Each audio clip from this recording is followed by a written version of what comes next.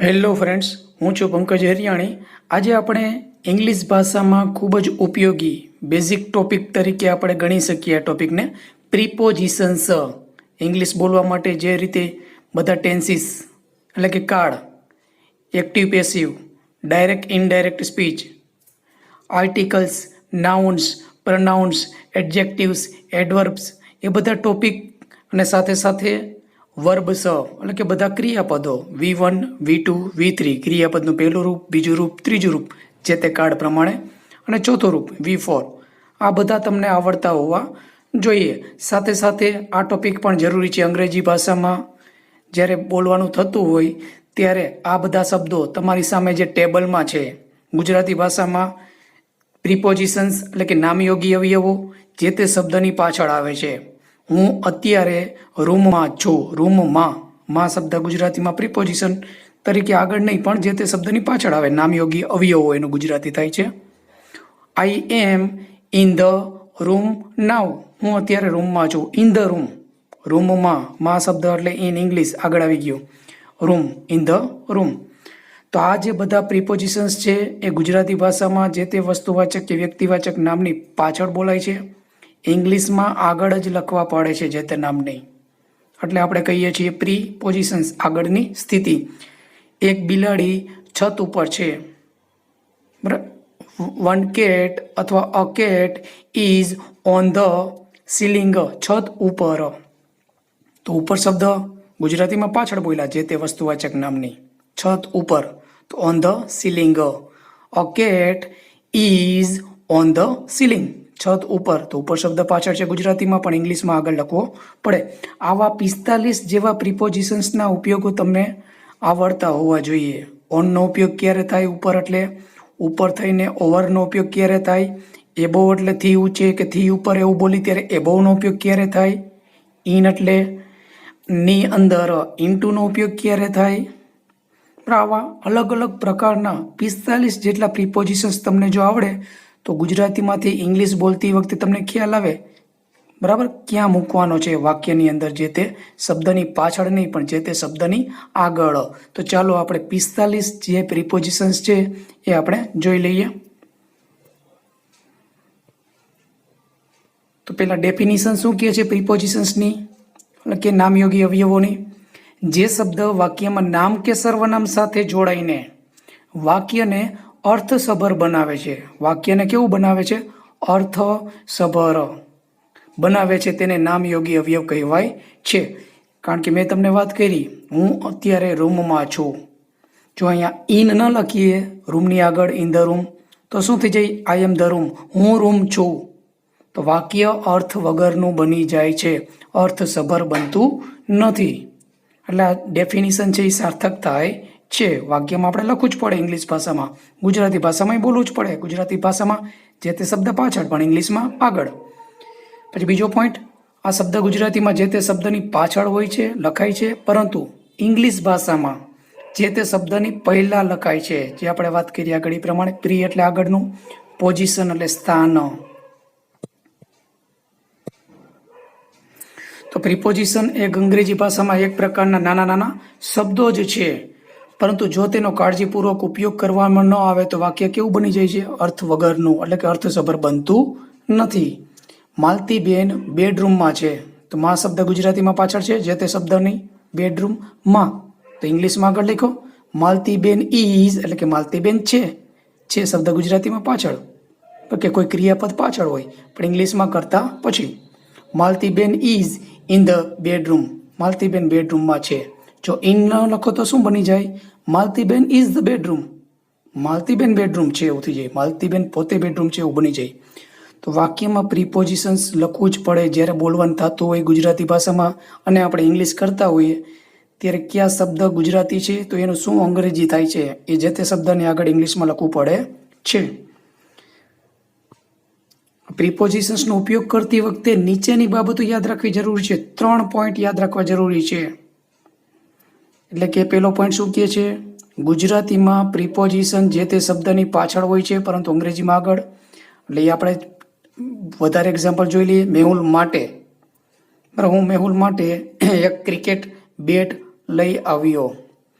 બરાબર, તો માટે શબ્દ મેહુલ માટે, તો for Mehul. I brought a cricket bat for Mehul, Mehul માટે. તો માટે શબ્દ ગુજરાતીમાં પાછળ છે આગળ, બરાબર. નામ કે સર્વનામ પાછળ લખવાનું થાય. મારા કાકા સાથે, સાથે એટલે ઇંગ્લિશ શું થાય તો કે વિથ, વસ્તુ કે વ્યક્તિની હાજરી બતાવવા માટે, બરાબર. વિથ, ફોર આ જે બધા છે એને આપણે ડીપમાં આગળ જોવાના થશે. મારા કાકા સાથે તો વિથ માય અંકલ. ક્લાસમાં તો ઇન ધ ક્લાસ. મંદિરની પાછળ, ની પાછળ એટલે ઇંગ્લિશ થાય બિહાઇન્ડ, વસ્તુ પાછળ સ્થિર હોય ત્યારે. Behind the temple. ઝાડની નીચે કે ઝાડ નીચે તો અંડર ધ ટ્રી. પેલો નિયમમાં ગુજરાતીમાં જે તે શબ્દ પાછળ જ જોવા મળશે, પરંતુ ઇંગ્લિશમાં તો આગળ જ લખવાનું છે, પછી નામ કે સર્વનામ લખી શકો. બીજો નિયમ શું કહે છે કે બીજો પોઈન્ટ શું કહે છે, પ્રિપોઝિશન જ્યારે લખવાનું થતું હોય ઇંગ્લિશમાં ત્યારે, કે પ્રિપોઝિશન સાથે હંમેશા કર્મ વિભક્તિ હોય છે. કર્મ વિભક્તિનું સર્વનામ લખાય છે, બરાબર. મારી સાથે તો લાગે એવું કે મારી એટલે માય થાય ઇંગ્લિશ, પણ મારી શબ્દ સાથે કંઈક હોવું જોઈએ. મારા ભાઈ સાથે તો ત્યાં માય આવે, વિથ માય બ્રધર. પણ મારી સાથે એવું કહેતો વિથ મી, અમારી સાથે કહેતો વિથ અસ, એટલે કે કર્મ વિભક્તિ જ હોય છે. આ યાદ રાખવાનું. જ્યારે આવી રીતે એકલું બોલી દેખાશે ગુજરાતીમાં સંબંધ વિભક્તિ જેવું, બરાબર. પણ ઇંગ્લિશમાં કર્મ વિભક્તિ યાદ રાખવાની છે. પ્રીપોઝિશનનો જ્યારે ઉપયોગ કરો ત્યારે વિથ મી, મારી સાથે. અહીંયા વિથ માય કરો તો ખોટું પડે. અમારા માટે, માટે એટલે ફોર આગળ, અમારા એટલે અવર ન કરે, પણ શું આવશે અસ. કર્મ વિભક્તિ જ યાદ રાખવાની. આઈ નો મી, હું. મને બોલી તો મી. વી એટલે અમે. અમને બોલી તો અસ. એટલે કર્મ વિભક્તિ છે એ જ યાદ હોવી જોઈએ. તારા માટે તો ફોર યુ, તેઓને માટે તો ફોર ધેમ, તેણીને માટે તો ફોર હર. કર્મ વિભક્તિ જ લખવી. સંબંધ વિભક્તિ હશે તો પાછળ કંઈક નામ હશે. મારા ભાઈ સાથે, મારા ભાઈ માટે, અમારા મિત્રો માટે તો ફોર અવર ફ્રેન્ડ્સ એવું આવે. પાછળ કોમન નાઉન હશે તો જ. અમારા ભાઈ માટે, અમારા મિત્રો માટે તો પાછળ નામ છે ભાઈ, મિત્રો કોમન નાઉન છે, તો ત્યાં તમે સંબંધ વિભક્તિનો ઉપયોગ કરી શકો. પણ આવી રીતે હોય ત્યારે માત્ર કર્મ વિભક્તિ જ લખવાની થશે. ઓબ્જેક્ટિવ કેસ, જે લોકોને સબ્જેક્ટિવ કેસ, ઓબ્જેક્ટિવ કેસ અને પોઝેસિવ કેસ, કર્તા વિભક્તિ, કર્મ વિભક્તિ, સંબંધ વિભક્તિ કોને કહેવાય અને કેવી રીતે ઉપયોગ કરવો એનો જો ખ્યાલ ન હોય તો આ ચેનલ સબસ્ક્રાઈબ કરી પ્લે લિસ્ટમાં જઈ તમે બેઝિક ટોપિક્સ છે ગ્રામરના, એની અંદર જઈને પર્સનલ પ્રોનાઉન્સ, વ્યક્તિવાચક સર્વનામો, આ એટલે હું, મને એટલે મી, પછી સંબંધ વિભક્તિ માટે સંબંધ દર્શાવવા માટે માય બ્રધર તો માય, એ સંબંધ વિભક્તિ છે. ભારવાચક શબ્દો કે ઇમ્ફેટિક વર્ડ જેને આપણે ઇંગ્લિશમાં કહીએ તો માય સેલ્ફ, મારી જાતે. આવા બધા પ્રિપોઝિશન્સનો, આવા બધા પર્સનલ પ્રોનાઉન્સનો ઉપયોગ કઈ રીતે કરવો એ એક્ઝામ્પલ સાથે સમજાવેલું છે. તો ખાસ ચેનલ જે લોકોએ સબસ્ક્રાઈબ નથી કરી એ કરજો. અને ગ્રામરના બીજા ઘણા બધા ટોપિક છે એ તમે એ ચેનલની અંદર જઈને પ્લે લિસ્ટમાં જઈને પાર્ટ પાડેલા છે. ધોરણ 10 માટે, ધોરણ 12 માટે, જનરલ સ્પોકન માટે અલગ અલગ પાર્ટ પાડેલા છે. તો એમાં જઈને તમે બધા ગ્રામરના ટોપિક છે જોઈ શકો છો. એટલે પ્રિપોઝિશન સાથે કર્મ વિભક્તિ હોય છે, યાદ રાખવાનું. સંબંધ વિભક્તિ હશે તો પાછળ કોમન નાઉન હશે. તેઓની પહેલા તો બિફોર ધેમ, તેઓ એટલે ધે કર્તા વિભક્તિ છે. કર્મ વિભક્તિ શું થાય યાદ હોવું જોઈએ. તેઓની પહેલા તો બિફોર ધેમ, ધેર એ તો કર્તા વિભક્તિ નથી, સંબંધ વિભક્તિ છે, બરાબર. આપણે કર્મ વિભક્તિ યાદ રાખવાનું છે. તારી પાછળ તો બિહાઇન્ડ યુ, યુનું કર્મ યુદ્ધ થાય, કરતા પણ યુદ્ધ થાય, એટલા માટે યુદ્ધ છે. અહીંયા સંબંધ વિભક્તિ આપણે યોર લખવાનું નથી. તેની પાસેથી, માંથી, પાસેથી, તરફથી, એવા જ્યારે શબ્દ બોલી ત્યારે ફ્રોમ આવે. ફ્રોમ હિમ, તેની પાસેથી, તેની તરફથી. તો પ્રિપોઝિશન સાથે કર્મ વિભક્તિ જ હોય છે, એ તમારે યાદ રાખવાનું જ્યારે આવી રીતે તમને જોવા મળે ત્યારે. ત્રીજો નિયમ, પ્રિપોઝિશન નામ કે સર્વનામ સાથે વપરાય છે. તેથી જો કોઈ ક્રિયાપદ સાથે વપરાય, એટલે કે ગુજરાતી ભાષામાં તમને આવા શબ્દો જ્યારે હશે ત્યારે આગળ ક્રિયાપદ આપેલા હશે, ક્રિયાઓ લખવું, વાંચવું, જોવું. જો ક્રિયાપદ સાથે પ્રિપોઝિશન વપરાય તો તેને આઈએનજી લગાડીને નાઉન બનાવવું પડે છે, એટલે કે નામ કંઈક બનાવવું પડે. કોમન નાઉન જેને આપણે કહી શકીએ તો નામ બનાવવું પડે, જેને પ્રેઝન્ટ પાર્ટિસિપલ પણ કહી શકીએ. આઈએનજી વાળો રૂપ હોય એને વર્તમાન કૃદંત, તો એવી રીતે નાઉન બનાવવું પડશે લખવા માટે. તો ફોર રાઇટિંગ, અહીંયા રાઇટ WRITE V1 છે ક્રિયાપદનું મૂળ રૂપ, તો રાઇટ એવું ચાલે નહીં, ફોર રાઇટિંગ કરવું પડે, પ્રિપોઝિશન આવે ત્યારે. સમજાવવામાં, એક્સપ્લેન એટલે સમજાવવું, સમજાવવામાં માં એટલે એના આગળ એક્સપ્લેનનું શું થઈ ગયું, એક્સપ્લેનિંગ. મને પૂછ્યા વગર, વગર એટલે વિધાઉટ, પૂછવું એટલે શું થાય, આસ્ક, આસ્કનું આઈએનજી વાળું રૂપ આસ્કિંગ. મી એટલે મને, કર્મ છે કોને, તો કે મને પૂછ્યા વગર, વિધાઉટ આસ્કિંગ મી.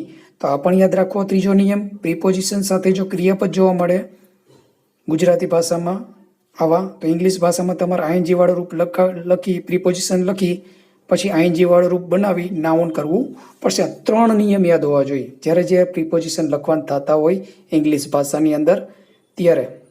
પ્રિપોઝિશન્સમાં આપણે પહેલું જે પ્રિપોઝિશન છે એ ઓન એટલે કે ઉપર. તો ઓન પ્રિપોઝિશનનો ઉપયોગ ક્યારે થાય એ જોઈ લઈએ. જ્યારે કોઈ વ્યક્તિ કે વસ્તુ કોઈના ઉપર અડીને પડેલી હોય ત્યારે ઓનનો ઉપયોગ થાય છે.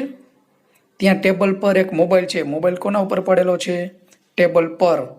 તો ખાસ આ જોવાનું છે, બરાબર, કે ટચ વસ્તુ હોવી જોઈએ જે તે વસ્તુની ઉપર. તો ધેર ઇઝ અ મોબાઈલ, ત્યાં એક મોબાઈલ છે, ત્યાં એટલે ધેર છે એટલે ઇઝ, મોબાઈલ એટલે અ મોબાઈલ. પછી અધર વર્લ્ડ તરીકે છે, સ્થળ બતાવતો શબ્દ શેના ઉપર, તો કે ઓન ધ ટેબલ. કોઈ વસ્તુ કે વ્યક્તિ કોઈ સપાટી ઉપર અડીને હોય ત્યારે ઓનનો ઉપયોગ થાય છે. પણ સપાટી એટલે કે ઊભી સપાટી થઈ, આડી નથી પણ કેવી છે, ઊભી સપાટી. ત્યાં દિવાલ પર એક ફોટો ફ્રેમ છે, તો there is a photo frame, વસ્તુ દર્શાવી દીધી, શું છે, ફોટો ફ્રેમ. પણ ક્યાં, અધર વર્લ્ડ, દિવાલ પર, તો પાછળ જવા દીધું વાક્યમાં. પર એટલે ઓન આગળ, ધ વોલ દિવાલ પાછળ.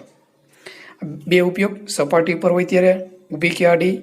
પછી આપણે વાત થઈ વસ્તુ ટચ હોય ત્યારે એકની ઉપર બીજી કોઈ વસ્તુ અડેલી હોય ત્યારે.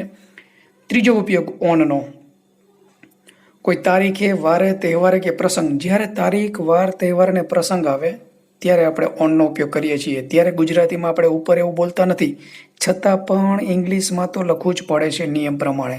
1 એપ્રિલે એવું આપણે બોલીએ, માથે માતર આવી જાય, પણ ઇંગ્લિશમાં લખવું પડે ઓન.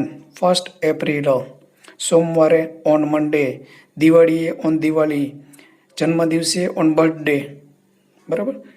તો આવા જે આ જે 3 નિયમ છે એ તમને યાદ હોવા જોઈએ ઓનનો ઉપયોગ. હવે ઓન ટુ, બરાબર, ઉપર આપણે વાત કરી ઓનમાં વસ્તુ ટચ હોય ત્યારે. ઓન ટુ, ઉપર તરફ કોઈ વસ્તુ ક્યાંકથી પસાર થઈને કોઈ વસ્તુની ઉપર જ્યારે ગતિમાં થઈને પડે છે ત્યારની વાત છે, બરાબર. કોઈ વસ્તુ કે વ્યક્તિ ગતિમાં કોઈ બીજી વસ્તુ કે વ્યક્તિ ઉપર પડે ત્યારે ઓન ટુનો ઉપયોગ થાય છે. વાંદરો ઝાડ ઉપર કૂદ્યો, ઓલરેડી છે નહીં, ઝાડ ઉપર એક વાંદરો છે ત્યાં તો આપણે ઓન જ આવશે. There is a monkey on the tree, ઝાડ ઉપર એક વાંદરો છે, પણ બીજા ઝાડ ઉપરથી કૂદીને ઉપર જ્યારે પડે છે ગતિમાં છે ત્યારે યાદ રાખવાનું ગતિમાં હોવું જોઈએ ઉપર તરફ, બરાબર, ત્યારે ઓન ટુ આવશે. ધ મંકી જમ્પડ, મંકી છે એ કૂદ્યો, વાંદરો છે એ કૂદ્યો શેના ઉપર, ઓન ટુ ધ ટ્રી. તો આ ગતિમાં એક ઝાડ ઉપરથી બીજી ઝાડ ઉપર ગતિમાં થઈને આવે છે કે કોઈ બીજી વસ્તુ ઉપર થઈને ઝાડ ઉપર આવે છે, કૂદે છે આપણી નજર સામે, ગતિમાં છે ત્યારે ઓન ટુ. સ્થિર હોય ત્યારે ઓન, બરાબર. એક કબૂતર અમારી અગાસી ઉપર પડ્યું, કરતા કોણ છે, અ ડવ, સાદો ભૂતકાળ પડ્યું એટલે ફોલ ડાઉનનું V2 શું થાય, તો કે ફેલ ડાઉન, સાદા ભૂતકાળનું V2 ક્રિયાપદનું બીજું રૂપ. A dove fell down on to our terrace, અમારી અગાસી ઉપર. ઉપર શબ્દ એટલે ઓન ન ચાલે, ગતિમાં થઈને આપણી અગાસી ઉપર પડ્યું એટલે કે મૂવમેન્ટ ચાલુ હતી જ્યારે જોયું ત્યારે. ઓન ટુ અવર ટેરેસ, અમારી અગાસી એટલે સંબંધ વિભક્તિ છે, અસ ન ચાલે, બરાબર. અમારા ઉપર પડ્યું તો હોય ઓન ટુ અસ, પણ અહીંયા શું છે, અમારી અગાસી ઉપર એટલે સંબંધ વિભક્તિ છે, ઓન ટુ અવર ટેરેસ. તો ઓનમાં વસ્તુ ટચ હોય ત્યારે અને તારીખ, વાર, તહેવાર અને પ્રસંગનો ઉપયોગ થાય ત્યારે. બીજું જે ઓન ટુ ગતિમાં કોઈ ઉપર વસ્તુ પડે છે ત્યારની વાત. ઓવર, ત્યારે પણ પર, ઉપર અને ઉપર થઈને એવા શબ્દોનો તમે ઉપયોગ કરી શકો ગુજરાતી ભાષામાં. ઓવર, અમુક વસ્તુ બીજી કોઈ વસ્તુ કે વ્યક્તિ ઉપર છવાયેલી હોય ત્યારે, બરાબર. પેલો ઉપયોગ આ છવાયેલી હોય ત્યારે, કોઈ વસ્તુ કે વ્યક્તિની ઉપર કોઈ બીજી વસ્તુ છવાયેલી હોય, ટચ નથી વચ્ચે હોતી, વચ્ચે ગેપ હોય છે, તેવું દર્શાવવા માટે ઓવરનો ઉપયોગ થાય છે. આકાશ આપણા માથા ઉપર છે તો ટચ તો છે નહીં.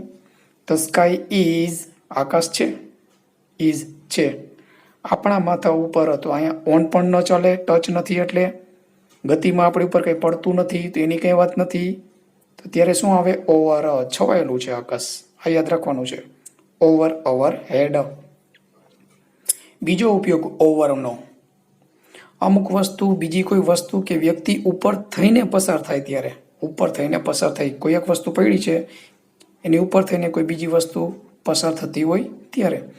પક્ષીઓ બગીચા ઉપર થઈને ઉડી રહ્યા છે. ધ બર્ડ્સ આર ફ્લાઇંગ, ક્રિયા ચાલુ છે એટલે ટુ બીના રૂપ. એમિઝરમાંથી શું આવે? પક્ષીઓ વધારે છે એટલે આર. ફ્લાય એટલે ઉડવું, પણ આઈએનજી વાળું રૂપ આવે ચાલુ કાળમાં, ચાલુ વર્તમાન કાળની અંદર. ધ બર્ડ્સ આર ફ્લાઇંગ, બગીચા ઉપર થઈને એટલે ઇંગ્લિશ આગળ આવી ગયું ઓવર.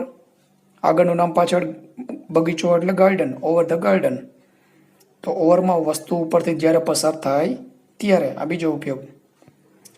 એબોવ એટલે પણ ઉપર આવ્યું ને થી ઊંચે, પણ ક્રમની વાત છે. જ્યારે ક્રમમાં એકની ઉપર કોઈ બીજી વસ્તુ રહેલી હોય ત્યારે ક્રમમાં હોય ત્યારે. અમુક વસ્તુ કે વ્યક્તિ બીજી કોઈ વસ્તુ કે વ્યક્તિથી ઊંચી છે કે ચડિયાતી છે વ્યક્તિની જ્યારે વાત કરતા હોય ત્યારે, તેવું દર્શાવવા માટે કે ઉપરના ક્રમ, તેવું દર્શાવવા માટે કે ઉપરના ક્રમે છે તેવું બતાવવા માટે એબોવનો ઉપયોગ થાય છે. ઘડિયાળ બારીથી ઉપર છે, ઘડિયાળનું સ્થાન ઉપર છે, ક્રમમાં જ છે, પેલા બારી છે એના ઉપરના ક્રમે, ત્યારે યાદ રાખવાનું એબોવનો ઉપયોગ થાય. ટચ નથી એટલે ઓન ન ચાલે, ઉપરથી પસાર નથી થતી એટલે ઓવર ન ચાલે, ઓન ટુ એટલે ગતિમાં નથી. તો આવી રીતે યાદ રાખવાનું, ક્રમમાં ઉપરના ક્રમે હોય ત્યારે. ઘડિયાળ છે, the clock is above the window, બારીથી ઉપર. મારું નામ આ લિસ્ટમાં રોકીના નામથી ઉપર છે. માય નેમ ઇઝ, જો મારું નામ સબ્જેક્ટ, માય નેમ જેની વાત થાય છે એ, ઇઝ એટલે છે આ લિસ્ટમાં, એટલે અધરવર્ડ છે છેલ્લે આવશે. કેના નામની ઉપર? રોકીના નામથી ઉપર, એટલે ઉપર એટલે એબોવ આગળ આવી ગયું. રોકીનું નામ એટલે apostrophe S, Rocky's name, above Rocky's name. My name is, મારું નામ છે ક્યાં? તો કે એબોવ રોકીઝ નેમ, રોકીના નામની ઉપર. અધરવર્ડ આ લિસ્ટમાં, માં એટલે એને આગળ આવી ગયું, ઇન ધીસ લિસ્ટ. તો એબોવનો ઉપયોગ પણ યાદ રાખવાનો છે. એક વસ્તુની ઉપર કોઈ બીજી વસ્તુ ક્રમમાં હોય ત્યારે એબોવનો ઉપયોગ થશે. પછી અપ, ઉપર તરફ કે આગળ તરફ. મોટે ભાગે આ જે શબ્દ છે અપ, ઉપર તરફ કે આગળ તરફ, ક્રિયાપદની પાછળ જોવા મળશે, બરાબર. અને ગુજરાતીમાં જ્યારે જે તે વસ્તુની પાછળ જોવા મળશે, ઇંગ્લિશમાં ક્રિયાપદ પાછળ જોડાઈ જશે. પેલો નીચેથી ઉપર તરફ કે સમાંતરે આગળ તરફ ગતિ બતાવવા માટે ક્રિયાપદની સાથે અપનો ઉપયોગ થાય છે. નીચેથી કોઈ ઉપર તરફ જતું હોય ત્યારે, કે રોડ ઉપર આગળ સમાંતરે ચાલ્યું જતું હોય ત્યારે આગળ તરફ ગતિ બતાવવા માટે. તો પેલું એક્ઝામ્પલ જોઈ લઈએ. પેલો છોકરો નાળિયેરના ઝાડ પર ચડી શકે છે. તો એ ગતિની વાત થઈ, ઉપર તરફ ચડવાની વાત થઈ. ઉપર તરફ કે આગળ તરફ એવું યાદ રાખજો, માત્ર ઉપર નહીં, બરાબર. ઉપર તરફ કે આગળ તરફ એવું જ્યારે વાક્યમાં લાગતું હોય તમને, બરાબર, ગતિમાં ઉપર જવાની વાત હોય કે આગળ તરફ જવાની વાત હોય ત્યારે જ અપ આવશે. અને ક્રિયાપદની પાછળ ચડવું એટલે શું થાય? ક્લિમ્બ, CLIMB, ક્લિમ્બ. પેલો છોકરો નાળિયેરના ઝાડ પર ચડી શકે છે. ધેટ બોય, એ છોકરો અથવા પેલો છોકરો. શકે છે એટલે કેન, ક્લિમ્બ એટલે ચડવું. ગુજરાતીમાં ક્રિયાપદ પાછળ જ હોય, આગળ વાત કરી એ પ્રમાણે. હેલ્પિંગ વર્બ ને મેઇન વર્બ પણ ઇંગ્લિશમાં કરતા પછી દર્શાવવા પડે, સબ્જેક્ટ પછી દર્શાવવા પડે. ધેટ બોય કેન ક્લિમ્બ, ચડી શકે છે. શેના ઉપર? નાળિયેરના ઝાડ પર. તો પર આગળ આવી ગયું અપ. નાળિયેરનું ઝાડ એટલે ઇંગ્લિશ શું થાય? The coconut tree. Climb up the coconut tree એટલે નિયમ ફોલો થઈ ગયો, નિયમ લાગુ પડી ગયો. જે તે શબ્દની પાછળ છે ગુજરાતીમાં નાળિયેરના ઝાડ પર, તો અપ આગળ આવી ગયું, અપ ધ કોકોનટ ટ્રી. અને ક્રિયાપદ પાછળ જ હોય તો એ પણ જળવાઈ રહ્યું, ક્લિમ્બ અપ ધ કોકોનટ ટ્રી. ઘાતકી કૂતરો શેરીમાં આગળ તરફ જઈ રહ્યો છે. તો અહીં ઉપર તરફની વાત નથી, આગળ તરફ એટલે પણ ઇંગ્લિશ અપ થાય, તો ત્યારે પણ યાદ રાખવું. ધ ફિર્સ ડોગ એટલે કે ઘાતકી કૂતરો જઈ રહ્યો છે એટલે ઇઝ ગોઈંગ. એક વચન નામ છે, કૂતરો એક જ છે એટલે ઇઝ આવે, આર નો આવે. Is going up the street, શેરીમાં આગળ તરફ. આગળ તરફ એટલે ઇંગ્લિશનું ગુજરાતીનું ઇંગ્લિશ શું થયું? અપ ધ સ્ટ્રીટ, આગળ તરફ જઈ રહ્યો છે. જઈ રહ્યો છે એટલે ક્રિયાપદ, ચાલુ વર્તમાન કાળ છે એટલે આઈએનજી વાળું રૂપ આવી ગયું, ટુ બી પ્લસ આઈએનજી વાળું રૂપ, જેને આપણે V4 કહીએ. V1, V2 અને V3 ને V4 નો ઉપયોગ કઈ રીતે થાય એના માટેનો પણ મેં એક વિડીયો બનાવેલો છે. 118 જેવા ઇરેગ્યુલર વર્બ્સ, અનિયમિત ક્રિયાપદો છે, યાદ હોવા જોઈએ. ગુજરાતીનું ઇંગ્લિશ કરતી વખતે V1 નો ઉપયોગ ક્યારે થાય, V2 નો ઉપયોગ ક્યારે થાય, ક્રિયાપદના ત્રીજા રૂપ જે સ્પેલિંગ છે એનો ઉપયોગ ક્યારે થાય, અને ક્રિયાપદનું આઈએનજી વાળું રૂપ છે એનો ઉપયોગ ક્યારે થાય. અને V2 કે V3 કે V4 કેવી રીતે બનાવી શકો તમે? જ્યારે અનિયમિત ક્રિયાપદ ન હોય, ઇરેગ્યુલર વર્બ્સ ન હોય, રેગ્યુલર વર્બ્સ હોય, નિયમિત ક્રિયાપદો હોય, બરાબર, 118 કે 20 જેવા સિવાયના, તો તમે તમારી જાતે બનાવી શકો છો V2, V3 અને V4. તો એના નિયમો પણ એ મેં વિડીયોની અંદર સમજાવેલા છે. એક્સપ્લેનેશન ઓફ વર્બ્સ, ક્રિયાપદોની સમજૂતી નામનો જે વિડીયો મેં બનાવેલો છે એની અંદર તમે વિગતવાર સમજૂતી મેળવી શકો છો. અને બધા ક્રિયાપદો જે આ છે, જવું એટલે ગો, ચડવું એટલે ક્લિમ્બ, એવા જે ક્રિયાપદો છે એમાં તમે અનિયમિત જે ક્રિયાપદો છે એ એની અંદર આપેલા છે કે તમારે પાકા જ કરવા પડે. જવું છું, હું દરરોજ સ્કૂલે જાઉં છું, I go to school daily. હું અત્યારે જઈ રહ્યો છું તો આઈ એમ ગોઈંગ. હું ગઈકાલે ગયો તો આઈ વેન્ટ, ગોનું V2 વેન્ટ, બરાબર. તો આ જે ગો ન તો V3 આવે પૂર્ણકાળની અંદર, તે સ્કૂલે ગયો છે, he has gone to school.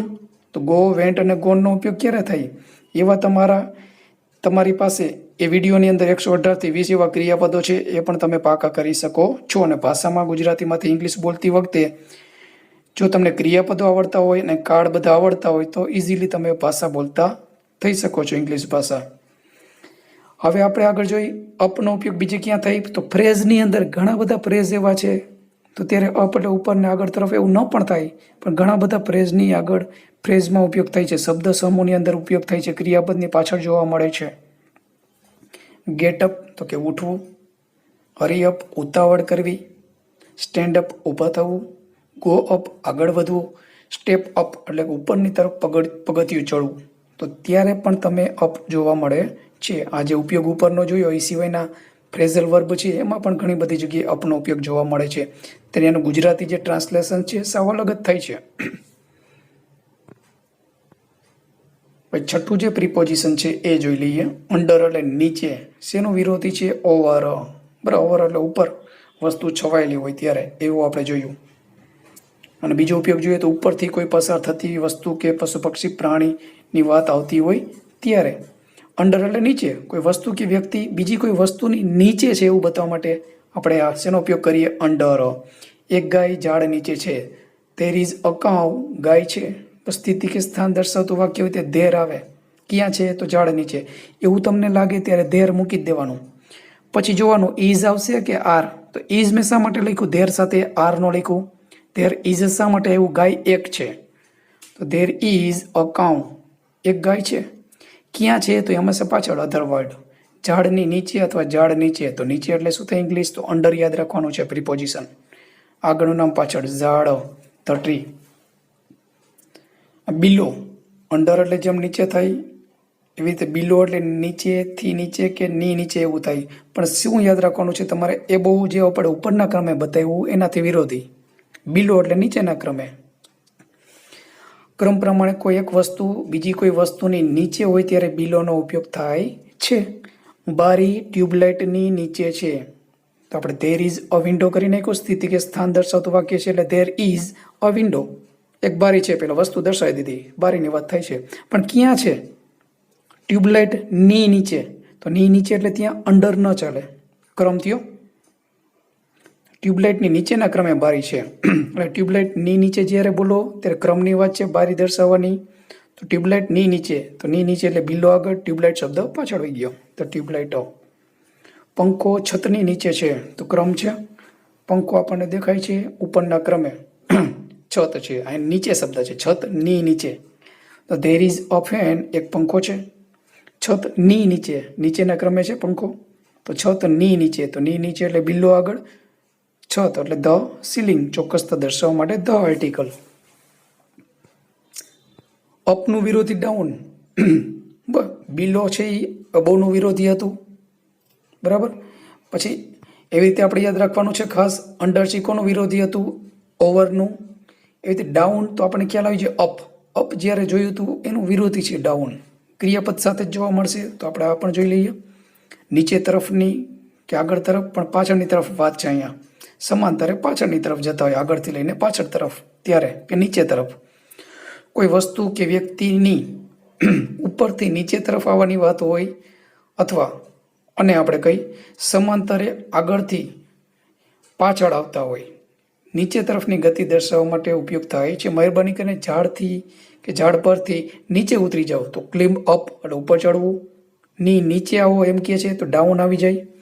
Please ક્લિમ્બ એટલે કે ઉતરી જાઓ, બરાબર. ક્લિમ્બ ડાઉન ધ ટ્રી, ઝાડની નીચે એટલે down the tree, climb down the tree. Phrasal verbs સાથે ડાઉનનો ઉપયોગ થતો હોય એવા બીજા આપણે ફ્રેઝલ વર્બ્સ જોઈ લ્યો. સીટ ડાઉન નીચે બેસવું, ગો ડાઉન નીચે જવું, અપ ડાઉન આવન જાવન કરવું, કમ ડાઉન નીચે આવવું, ગેટ ડાઉન નીચે ઉતરવું, પણ કોઈ વાહનમાંથી નીચે ઉતરવાની વાત હોય ત્યારે. શટ ડાઉન આપણને ખ્યાલ છે બંધ કરવું, કોમ્પ્યુટર. રાઇટ ડાઉન લખી નાખવું.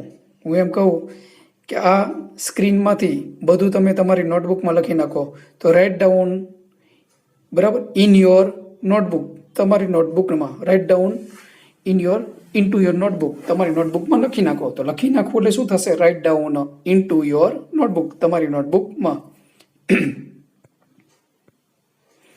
ઇન એટલે કે માં અથવા અંદર. કોઈ વસ્તુ કે વ્યક્તિ બીજી કોઈ વસ્તુની અંદર રહેલી હોય તેવું દર્શાવવા ઇનનો ઉપયોગ થાય છે. આ બે બુકમાં એટલે ઇન ધીઝ ટુ બુક્સ આપી દીધું પાછળ. 40 વ્યાકરણના ટોપિક છે, એટલે સ્થિતિ કે સ્થાન દર્શાવતું વાક્ય છે.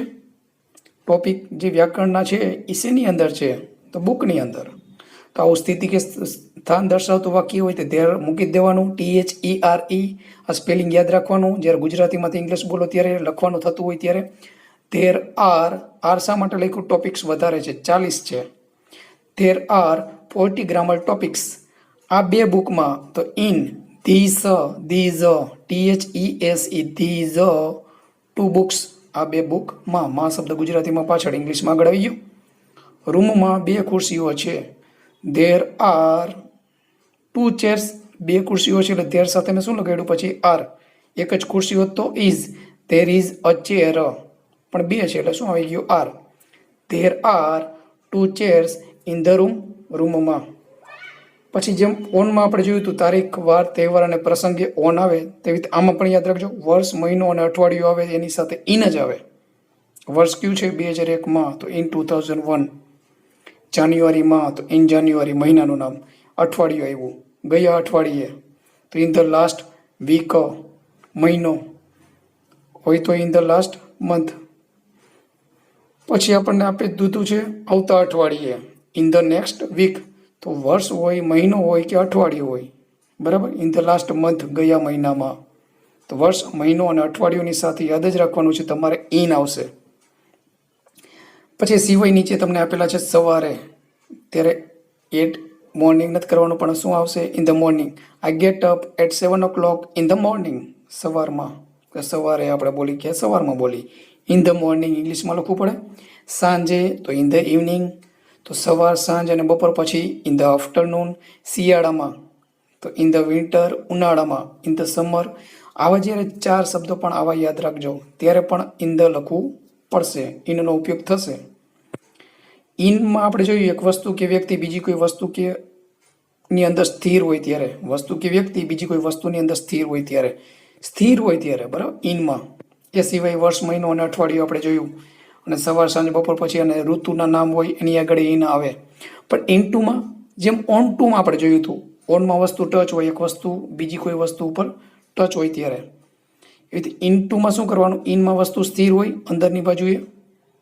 ઇન ટુમાં ગતિ કરતી કોઈ વસ્તુ અંદર આવી રહી હોય ત્યારે અંદર તરફ ગતિ દર્શાવવા ઇન +2 છે, બરાબર. ઇન ટુની તરફ, અંદરની તરફ, એટલે ઇન ટુ. કોઈ એક વસ્તુ કે વ્યક્તિની કોઈ એક જગ્યાએથી બીજી જગ્યાએની અંદર તરફની ગતિ દર્શાવવા માટે જ્યારે આપણે જોઈએ છીએ ત્યારે ગતિમાં છે. રાહુલભાઈ રૂમમાં આવી રહ્યા છે, તો ઇન અંદર તો છે જ નહીં પણ આવી રહ્યા છે. Rahulbhai is coming in to the room, રૂમમાં, તો અહીંયા ઇન ન ચાલે, ગતિમાં છે એ વ્યક્તિ, તો ત્યારે ઇન ટુ લખવું પડે. ઇન ટુ ધ રૂમ, રૂમમાં. જુઓ, લુક. ખૂંખાર કેદી, ડેન્જરસ પ્રિઝનર, પ્રિઝનર એટલે કેદી, પ્રિઝન એટલે જેલ કે કેદ. ડેન્જરસ પ્રિઝનર ઇઝ ગોઈંગ, જઈ રહ્યો છે ક્યાં? જેલમાં. ગતિમાં છે જ્યારે આપણે જોઈએ ત્યારે, પણ શેની અંદર જઈ રહ્યો છે? ની અંદર એમ બોલી ત્યારે કે માં બોલી કે અંદર બોલી, ત્યારે ઇન ન ચાલે, ઇન ટુ લખવું પડશે. In to the prison. વિદ્યાર્થીઓ અત્યારે ક્લાસમાં આવી રહ્યા છે, આવવાની ક્રિયા ચાલુ છે અંદર તરફ, ઓલરેડી અંદર ક્લાસમાં છે નહીં, માં શબ્દ બોલી છે, છતાં ઇન નથી લખવાનું પણ ઇન ટુ. બરાબર. The students are coming in to the class now. Students વિદ્યાર્થીઓ વધારે છે, આર આવી ગયું, કમનું શું થઈ ગયું? કમિંગ. ક્રિયા ચાલુ છે. અજયે તેનો મોબાઈલ તેના ખિસ્સામાં મૂક્યો. પુટ, જો ઇરેગ્યુલર વર્બ, મૂક્યો સાદો ભૂતકાળ, પુટનું વી ટુ ઈ પુટ જ થાય. અજય મૂક્યો. હિસ મોબાઈલ, શું મૂક્યો? તેનો મોબાઈલ. તેના ખિસ્સામાં, આપણી નજર સામે ગતિમાં કોઈ ટેબલ ઉપર કે ખુરશી ઉપર હતો, ત્યાંથી લઈને એને ખિસ્સામાં મૂક્યો, તો ઇન ટુ હિઝ પોકેટ, તો ત્યારે ઇન નહીં ચાલે. ઓલરેડી ખિસ્સામાં હોય તો ઇન ચાલે. મારો મોબાઈલ ખિસ્સામાં છે, my mobile is in my pocket, મારા ખિસ્સામાં, તો ઇન જ આવે, સ્થિર અંદર છે જ ઓલરેડી. પણ મૂકું છું ત્યારે શું આવે? ઇન ટુ માય પોકેટ, મારા ખિસ્સામાં મૂકી રહ્યો છું. I am putting my mobile in to my pocket, તો ત્યારે ઇન ટુમાં અંદર તરફ ગતિમાં હોય ત્યારે વસ્તુ કે વ્યક્તિ. પછી કોઈ વસ્તુની સ્થિતિમાં થતો ફેરફાર દર્શાવવા માટે પણ ઇન ટુનો ઉપયોગ થાય છે. સ્થિતિમાં ફેરફાર થયો, તે ગુજરાતીનું અંગ્રેજીમાં ભાષાંતર કરે છે. તે એટલે કોઈ પુરુષ હશે, ઈ. ભાષાંતર કરવું ક્રિયાપદ છે, ટ્રાન્સલેટ્સ. જ્યારે ક્રિયાપદ આવે ત્યારે સાદા વર્તમાન કાળમાં એમિઝર આવે નહીં, હી ઇઝ એવું ન કરે. ભાષાંતર કરે છે એટલે આની અંદર આવી જ ગયું, ટ્રાન્સલેટ્સ. ત્રીજો પુરુષ એક વચન હોય, હું નથી, તમે નથી, આઈ વી નથી કે યુ નથી. ત્રીજો પુરુષ અને એક વચન, third person singular, he she it કે એક વચન નામ કોઈનું હોય, તે ક્રિયાપદને એસ લગાડવું પડે. હી ટ્રાન્સલેટ્સ, તે ભાષાંતર કરે છે. ગુજરાતીનું, ગુજરાતી. શેમાં? તો ટ્રાન્સફર થયું, રૂપાંતર થયું. કંઈક ગુજરાતીમાંથી રૂપાંતર શેમાં થશે? ઇંગ્લિશમાં. તો આવું જ્યારે માં શબ્દ બોલો, જ્યારે એમ લાગે રૂપાંતર થાય છે સ્થિતિમાં કંઈક, કોઈ પણ વસ્તુવાચક નામની, ત્યારે ઇન ટુ કરવું પડે. અંગ્રેજીમાં, ગુજરાતી ભાષાનું અંગ્રેજીમાં રૂપાંતર કરે છે કે ભાષાંતર કરે છે, ઇન ટુ ઇંગ્લિશ. તેઓએ આ વાક્યો નોટબુકમાં લખી નાખ્યા, એટલે કે સ્ક્રીન ઉપર છે એમાંથી કોપી કરીને શેમાં લખી નાખ્યા? નોટબુકમાં. તે રોટ ડાઉન, જો રાઇટ ડાઉન લખી નાખે છે, લખ્યા સાદો ભૂતકાળ, વી ટુ ક્રિયાપદનું બીજું રૂપ, રોટ સ્પેલિંગ ફરી ગયો, ઇરેગ્યુલર વર્બ્સ. તે રોટ ડાઉન, તેઓ લખી નાખ્યા ધીઝ સેન્ટેન્સીસ, આ વાક્યો નોટબુકમાં. બરાબર. સ્થિતિમાં ફેરફાર થયો, વાક્યો છે એ કોપી કરીને નોટબુકમાં પણ લખી નાખ્યો. In to the notebook, copy કરીને આવી રીતે લખો ત્યારે પણ તમારે ઇન ટુનો જ ઉપયોગ કરો. માં જ્યારે લખો ત્યારે in to the notebook.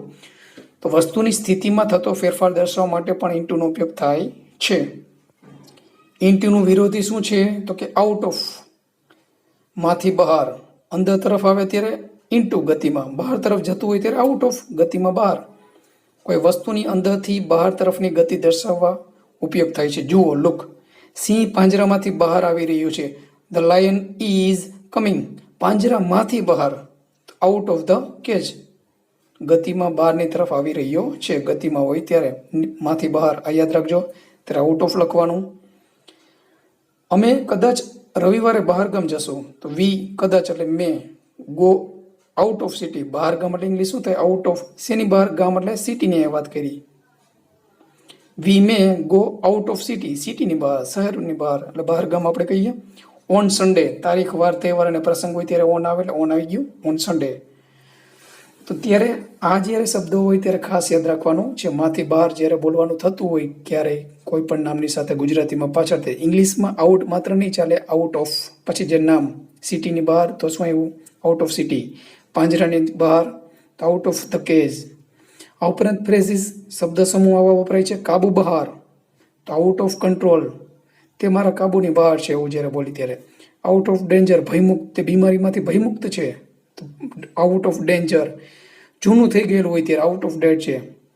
This that mobile is out of date, એટલે કે જૂનો થઈ ગયેલ છે.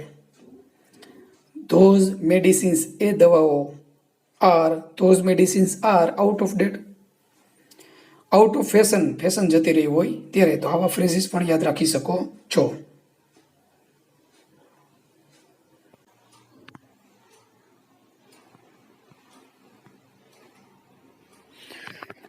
બારમું જે પ્રિપોઝિશન છે મિત્રો, બીસાઇડ, બાય અને નેક્સ્ટ ટુ, ત્રણેયના મિનિંગ સેમ છે. બાજુમાં કોઈ વસ્તુ રહેલી સાવ બાજુમાં હોય ત્યારે, સાવ પડખે હોય ત્યારે, સાવ અડીને હોય ત્યારે, કે તરત જ પછીના ક્રમે હોય ત્યારે. આવું દર્શાવવા માટે બીસાઇડ, બાય કે નેક્સ્ટ ટુનો ઉપયોગ થાય છે. આગળના ક્રમે પણ સાવ નજીક હોય ત્યારે. કોઈ વસ્તુ કે વ્યક્તિની સાવ નજીક બીજી કોઈ વસ્તુ કે વ્યક્તિ રહેલી હોય ત્યારે બીસાઇડનો ઉપયોગ થાય છે. મારી બાજુમાં એક ખુરશી છે, there is a chair beside me, અથવા એમાં કહી શકો next to me, by me, આવી રીતે લખી શકો. મારા ઘરની બાજુમાં બ્રાહ્મણનું મકાન છે, તો ધેર ઇઝ અ બ્રાહ્મિન્સ હાઉસ, બ્રાહ્મણનું મકાન છે. ક્યાં? બાજુમાં શબ્દ આવ્યો, સાવ નજીક છે, દિવાલથી દિવાલ, તો બીસાઇડ માય હાઉસ.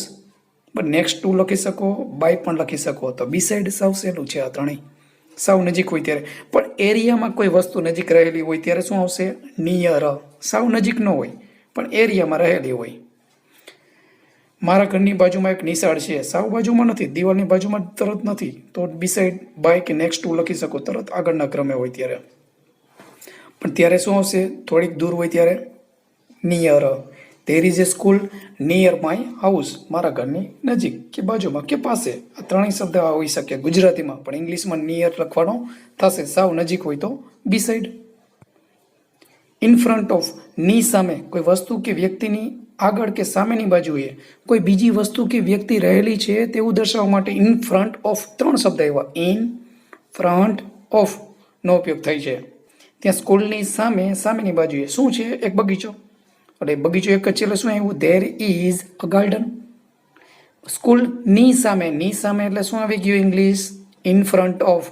આગળનું નામ છે પાછળ, in front of the school, સ્કૂલની સામે. પાછળ હોય તો ની પાછળ, કોઈ વસ્તુ કે વ્યક્તિની પાછળની બાજુએ બીજી કોઈ વસ્તુ રહેલી હોય ત્યારે, સ્થિર હોય ત્યારે. બરાબર. અમારા ઘરની પાછળ એક મંદિર છે, તો શું છે? પેલા વસ્તુ દર્શાવી દીધી. There is a temple. There તો યાદ જ રાખવાનું આવા જ્યારે વાક્ય હોય ત્યારે, સ્થિતિ કે સ્થાન દર્શાવતા વાક્ય હોય ત્યારે. પછી ઇઝ અથવા આર, એક વચન નામ છે એટલે ઇઝ લખ્યું. મંદિર એક જ છે એટલે સિંગ્યુલર નાઉન છે. ધેર ઇઝ અ ટેમ્પલ, ક્યાં છે? અમારા ઘરની પાછળ, તો બિહાઇન્ડ અવર હાઉસ. ની સામે હોય ત્યારે ઇન ફ્રન્ટ ઓફ, કોઈ વસ્તુની કે વ્યક્તિની પાછળ કોઈ બીજી વસ્તુ કે વ્યક્તિ હોય ત્યારે બિહાઇન્ડ. એવી જ રીતે બિટવીન એટલે ની વચ્ચે, બે વચ્ચેની વાત હોય ત્યારે, કોઈ પણ બે વસ્તુ, વ્યક્તિ હોય, પ્રાણી હોય, સ્થળ હોય કે સમયની વાત થતી, બે વચ્ચેની કંઈક વાત હોય ને ત્યારે જ બિટવીન આવશે. બે કરતાં વધારે હોય ત્યારે એમંગ આવશે.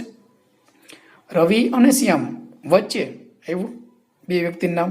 ક્યારેક કેમ કે બે છોકરાઓ વચ્ચે, તો એ બિટવીન જ આવશે, અમંગ નહીં આવે, એમંગ આવશે નહીં.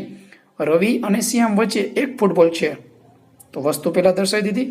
ધેર ઇઝ અ ફૂટબોલ, બે વચ્ચે શબ્દ છે એટલે ઇંગ્લિશ શું આવશે? યાદ રાખજો, બિટવીન. પણ બે વચ્ચેની વાત હોય ત્યારે બિટવીન રવિ એન્ડ શ્યામ. ત્યાં બે વિદ્યાર્થીઓની વચ્ચે એક વડનું ઝાડ છે, તો there is a banyan tree, બે વિદ્યાર્થીઓની વચ્ચે. અને બે વિદ્યાર્થીઓ, બરાબર, બે નામ પ્રોપર આપ્યા નથી, તો પણ બિટવીન, ની વચ્ચે એટલે બિટવીન આગળ આવી ગયું. બે વિદ્યાર્થીઓ છે પાછળ, બિટવીન ટુ સ્ટુડન્ટ્સ. હું સવારે 9 અને 10 વાગ્યાની વચ્ચે તારા ઘરે આવીશ, તો I will come to your house. તારા ઘરે, ની તરફ જવાની વાત છે. I will come to your house, તારા ઘરે. Between 9 and 10 o'clock in the morning, સવારમાં, સવારે ત્યારે ઇન ધ મોર્નિંગ આવે. બિટવીન 9 એન્ડ 10 o'clock, 9 અને 10 વાગ્યા ની વચ્ચે એટલે બિટવીન આગળ આવી ગયું. બે સમય વચ્ચેની વાત. તો બે વચ્ચેની જ્યારે વાત હોય ત્યારે બિટવીન. બે કરતાં વધારે વસ્તુ, વ્યક્તિ, પશુ, પક્ષી, પ્રાણી, સ્થળની વાત હોય ત્યારે એમંગ.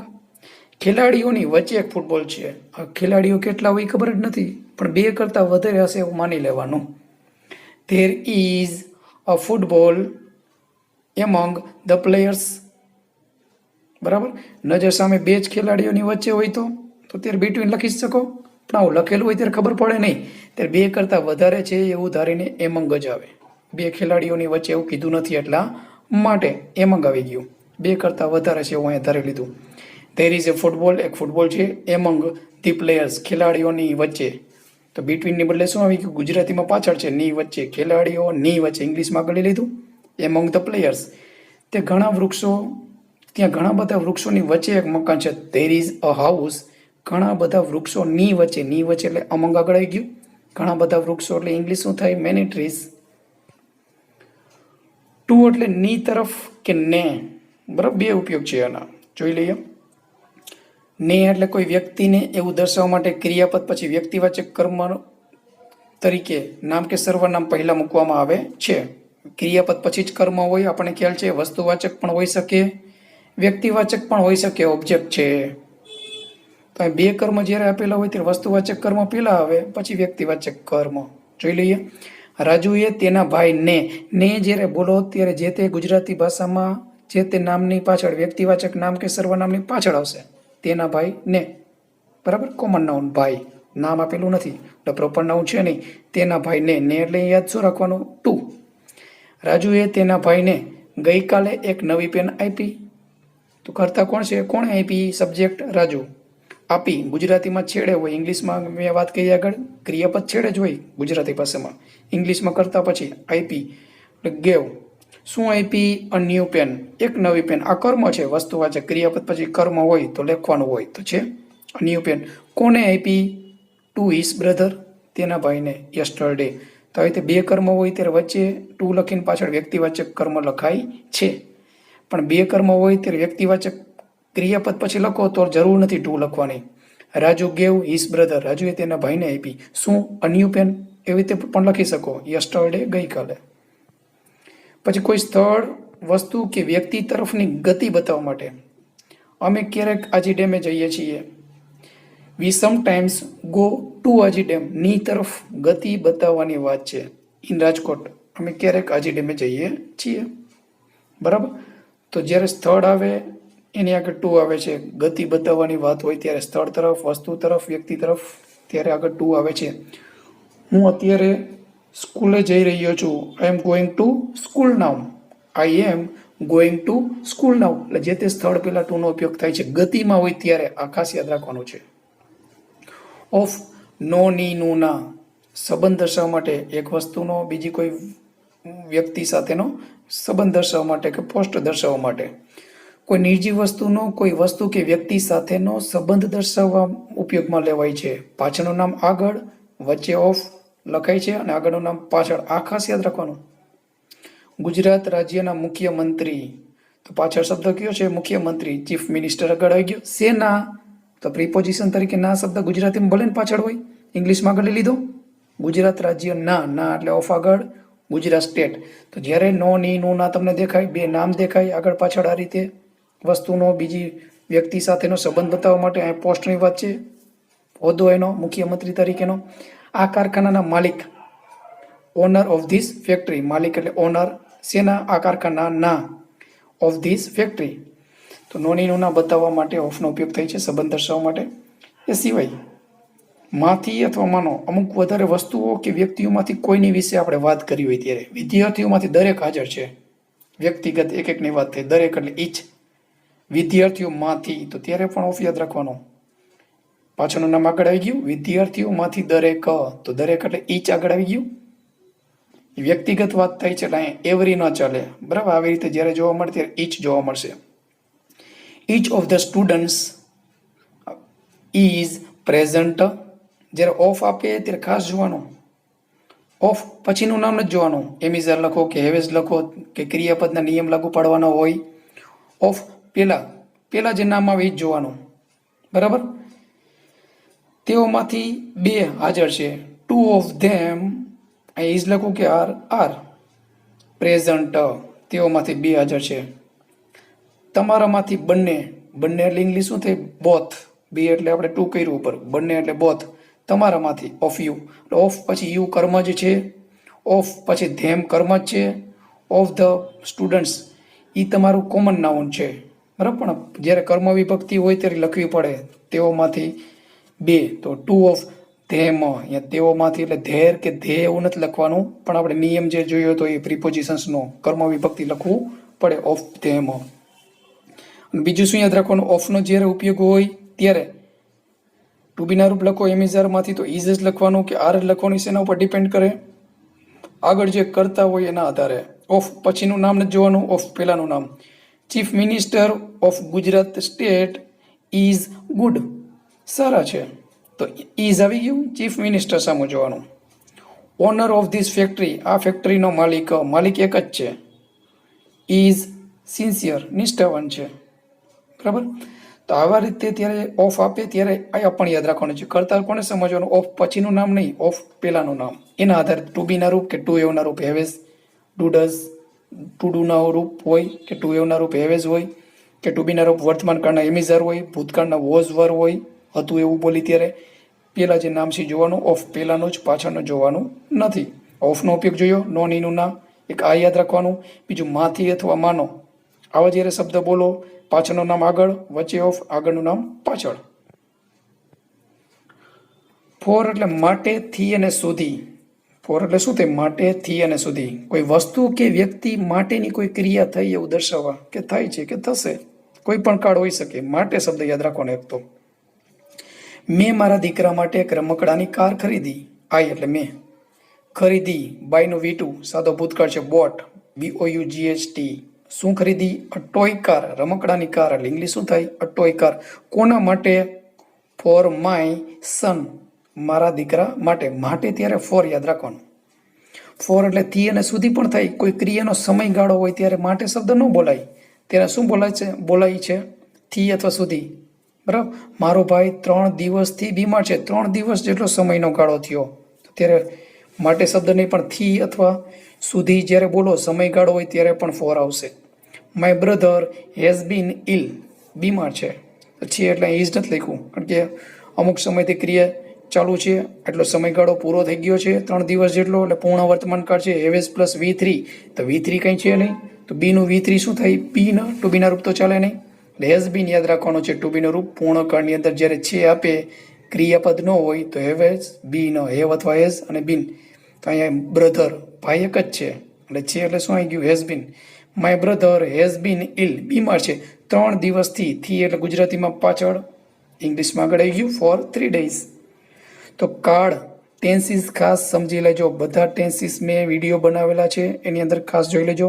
સિમ્પલ પ્રેઝન્ટ ટેન્સના વાક્યો કેવી રીતે બને છે ગુજરાતીમાંથી ઇંગ્લિશ કરીએ ત્યારે, એવી રીતે 12 કાળના વાક્યો સમજાવેલા છે ગુજરાતીમાંથી ઇંગ્લિશ ટ્રાન્સલેશન કરીને, જેથી આ તમને હેવ બીન, હેઝ બીન, ચાલુ કાળમાં એમિઝાર પ્લસ V4, સાદા ભૂતકાળમાં V2 શા માટે આવે છે, તો ગુજરાતીમાં કઈ રીતે બોલો છો એના ઉપર ડિપેન્ડ કરે કયા કાળનું વાક્ય છે. બીજું એક્ઝામ્પલ, અમે ડોક્યુમેન્ટ્સ માટે 2 દિવસ સુધી રાહ જોઈશું. 2 દિવસ જેટલો સમયગાળો થયો, પણ સાદો ભવિષ્યકાળ છે, જોઈશું. વી શેલ વેટ, અમે રાહ જોશું. શેના માટે, માટે એટલે ફોર ડોક્યુમેન્ટ્સ, અહીંયા માટે એટલે ફોર આવી ગયું, ડોક્યુમેન્ટ્સ માટે અહીંયા ફોર, બરાબર, ફોર ડોક્યુમેન્ટ્સ. પણ 2 દિવસ સુધી, અહીંયા સુધી બોલ્યા તો પણ ફોર આવી ગયું. સમયગાળો દર્શાવવા માટે પણ ફોર આવે છે, સુધી એમ બોલી ત્યારે પણ. માત્ર ફોર એટલે માટે જ યાદ નથી રાખવાનું. ફોર એટલે થી અને સુધી, સમયગાળો દર્શાવતો હોય ત્યારે આપણે બોલતા હોય ત્યારે ફોર યાદ રાખવાનું છે. ફોર 2 days, 2 દિવસ સુધી. ફ્રોમ, થી, માંથી, પાસેથી અને તરફથી. કોઈ વસ્તુ કે વ્યક્તિ કોઈ જગ્યાએથી નીકળે, છૂટી પડે ત્યારે જે જગ્યાએથી છૂટી પડે એ જગ્યા સાથે તેની આગળ ફ્રોમનો ઉપયોગ થાય છે. સુરેશભાઈ ગઈકાલે સુરતથી આવ્યા, તો કોણ આવ્યું, સુરેશભાઈ. કેમ, કમનું V2, કેમ આવ્યા, સાદો ભૂતકાળ. ક્યાંથી, તો ફ્રોમ એટલે થી આગળ આવી ગયું. સુરત, યસ્ટરડે. મારા પપ્પાએ બેંકમાંથી 10,000 રૂપિયા ઉપાડ્યા. માય ફાધર, ઉપાડ્યા એટલે ક્રિયાપદ શું થાય, ક્રિયાનું ઇંગ્લિશ શું થાય, વિથડ્રો, પણ અહીં V2 થયું, સાદો ભૂતકાળ, વિથડ્રુ. 10,000 રૂપીસ, ક્યાંથી, તો અધર વર્ડ છે, અહીં માંથી શબ્દ બોલ્યા ત્યારે પણ ફ્રોમ યાદ રાખવાનું. તો 10,000 રૂપિયા છૂટા પડ્યા, બેંકમાંથી આપણે કાઢ્યા છે એટલા માટે ફ્રોમ ધી બેંક. તમે તેની પાસેથી કોઈ અપેક્ષા ન રાખો. યુ ડોન્ટ એક્સપેક્ટ, સાદો વર્તમાન કાળ એટલે ડોન્ટ આવી ગયું. આર નોટ ચાલે નહીં, બરાબર. યુ ડોન્ટ એક્સપેક્ટ, તમે આશા રાખતા નહીં. એનીથિંગ એટલે કંઈ પણ અથવા કોઈ, કોની પાસેથી, પાસેથી એટલે ફ્રોમ આવી ગયું. જુઓ પર એટલે જ ગુજરાતી યાદ રાખજો. ફ્રોમ એટલે થી, માંથી, પાસેથી, તરફથી. ફ્રોમ હિમ, કોઈ પુરુષ હશે એટલે હિમ આવી ગયું. લેડી હોત તો ફ્રોમ હર, તેઓની પાસેથી તો ફ્રોમ ધેમ, એટલે કર્મ વિભક્તિ છે હિમ. મને કાકા તરફથી, અહીં તરફથી એવું આ સમાચાર મળ્યા. કોના તરફથી? તો કાકા તરફથી. તો ત્યારે પણ ફ્રોમ જ આવશે. આઈ ગોટ ધ મેસેજ, મેં મેસેજ મેળવ્યા ફ્રોમ માય અંકલ, મારા કાકા તરફથી. કોઈ ક્રિયા ભવિષ્યના અમુક સમયથી શરૂ થશે, અમુક સમયથી ભવિષ્યમાં શરૂ થશે, ત્યાં થી શબ્દ યાદ રાખવાનો, બરાબર, અમુક સમયથી. તેણી 1 એપ્રિલથી ઇંગ્લિશ ક્લાસીસમાં જોડાશે.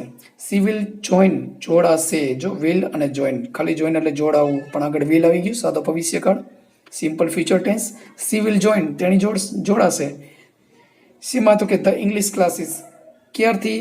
1 એપ્રિલથી. થી એટલે ઇંગ્લિશ આગળ આવી ગયું, ફ્રોમ 1 એપ્રિલ. અને નીચેના જે ફ્રેઝિસ છે એ પણ યાદ રાખવાના. સોમવારથી શનિવાર સુધી, ફ્રોમ મન્ડે, સોમવારથી એટલે ફ્રોમ આગળ આવી ગયું મન્ડે, ટુ સેટરડે, અમુક સમયથી અમુક સમય સુધી, અમુક સ્થળથી અમુક સ્થળ સુધી. એ સિવાય આવા પ્રિપોઝિશન પણ યાદ રાખવાના છે. સવારથી સાંજ સુધી, થી વચ્ચે આવશે ને પાછળ સુધી, ત્યારે ફ્રોમ આગળ લખી નાખવાનું. પહેલું નામ પહેલા, ટુ લખીને પાછળનું નામ પાછળ. સવારથી એટલે ફ્રોમ મોર્નિંગ, ટુ કરીને ઇવનિંગ લખ્યું છે. રાજકોટથી એટલે ફ્રોમ રાજકોટ, ટુ લખીને આપણે જામનગર લખ્યું. સુધી શબ્દ ભલે પાછળ હોય પણ વચ્ચે ટુ લખી પછી આગળનું નામ પાછળ, ત્યારે હાથથી અને સુધી બંને શબ્દ આવે ત્યારે. સવારથી શરૂઆતથી અંત સુધી, ફ્રોમ બિગિનિંગ ટુ એન્ડ, એક જગ્યાએથી બીજી જગ્યા સુધી, from one place to another place, બરાબર. વન અનધરનો ઉપયોગ છે. એક જ્યારે બોલો સાથે એની સાથે બીજું જોડાયેલું હોય ત્યારે અનધર શબ્દ આવશે. સેકન્ડ એવું ચાલે નહીં. From one place to another place, બીજું એટલે શું થાય ઇંગ્લિશ? અનધર. હાથો હાથ, ફ્રોમ હેન્ડ ટુ હેન્ડ, અહીંયાથી ને સુધી એવું બોલતા નથી, છતાં પણ ફ્રોમ ટુ લખવું પડશે. હાથ એટલે હેન્ડ, એ બે મૂકી દેવાના, બરાબર. ઘરે ઘરે, ડોર ડોર, ફ્રોમ ટુ મૂકી દીધું, ફ્રોમ ડોર ટુ ડોર, ઘરે ઘરે જઈને. સમયે સમય આવશે ત્યારે સમય સમયે, ફ્રોમ ટાઈમ ટુ ટાઈમ. સમય સમય કામ કરે જ છે આપણે કહેતા હોય ત્યારે from time to time. He works at, ની સામે ની તરફ, ચોક્કસતા દર્શાવવા માટે આપણે કંઈક વાત કરતા હોય ત્યારે સ્થળની, સમયની કે વસ્તુ કે વ્યક્તિની ચોક્કસતા દર્શાવવા માટે જે એટનો ઉપયોગ થાય છે. હું સવારે 10 વાગ્યે, તો સમયની ચોક્કસતા થઈ. એવી I will go to bus station, હું બસ સ્ટેશને જઈશ. જો ની તરફ જવાની વાત છે, ટુ આવ્યું સ્થળ પહેલા. I will go to bus station, હું બસ સ્ટેશને જઈશ. ની તરફ જવાની વાત છે, ની તરફ એટલે ટુ વચ્ચે આવી ગયું. 10 વાગ્યે, ચોક્કસ સમયની પહેલા એટ જ આવે, બીજું કોઈ પ્રિપોઝિશન અત્યારે ચાલે નહીં. 10 વાગ્યે માથે માત્ર આપેલું હોય ત્યારે એટ 10 o'clock, 10 વાગ્યે જઈશ. સવારે ત્યારે ઇન ધ મોર્નિંગ, સમય સૂચક શબ્દ છે પણ ટાઈમ ચોક્કસ આપેલો નથી. સવારમાં એટલે ઇંગ્લિશ શું થાય? ઇન ધ મોર્નિંગ, ત્યારે ઇન ધ જ આવે. આવી રીતે સમય ચોક્કસ હોય ત્યારે એટ જ આવે. 10 પ્રોપર નાઉન, બરાબર, સમય દર્શાવેલો છે એટ 10 o'clock. સ્થળની ચોક્કસતા, ની તરફ જવાની વાત નથી, બરાબર, મળવાની વાત છે. તે મને દરરોજ મંદિરે મળે છે. ઈ મીટ્સ, કોને? તો કે મને, મી. ઈ મીટ્સ મી, કરતા ક્રિયાપદ કર્મ જાળવી જ રાખવાનું. કોણ મળે છે? તે, ઈ એટલે કોઈ પુરુષ. મળે છે ગુજરાતીમાં ક્રિયાપદ છેડે પણ ઇંગ્લિશમાં બીજા ક્રમે આવી ગયું, મળે છે એટલે મીટ્સ. મને તો મી, કરતા ક્રિયાપદ કર્મ જાળવવાના જ. પછી અધર વર્ડ, મંદિરે, ચોક્કસ સ્થળે મળવાની વાત છે, તો ત્યારે એટ મૂકી જ દેવાનો. ત્યારે ગુજરાતી બીજું કંઈ થતું જ નથી, છતાં આપણે ઇંગ્લિશમાં એટ લખવું પડે, બરાબર. At the temple, daily.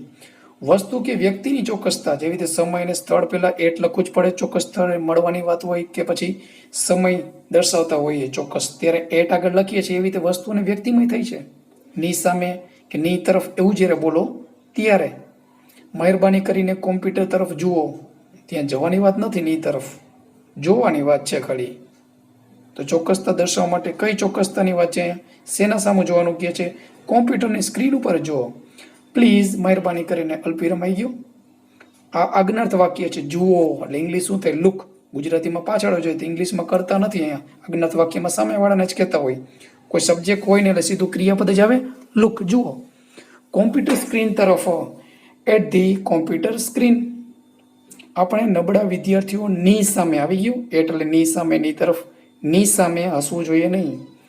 આપણે એટલે વી, જોઈએ નહીં એટલે શુડ નોટ, હસવું એટલે ઇંગ્લિશ શું થાય ક્રિયાપદનું, હસવાની ક્રિયા થાય ત્યારે laugh, we should not laugh, આપણે હસવું જોઈએ નહીં.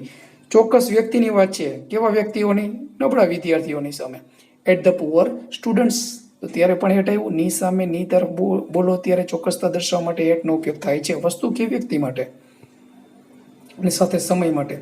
પછી જેવી રીતે આપણે ઇનનો ઉપયોગ જોઈએ તો in the morning, in the afternoon, બરાબર.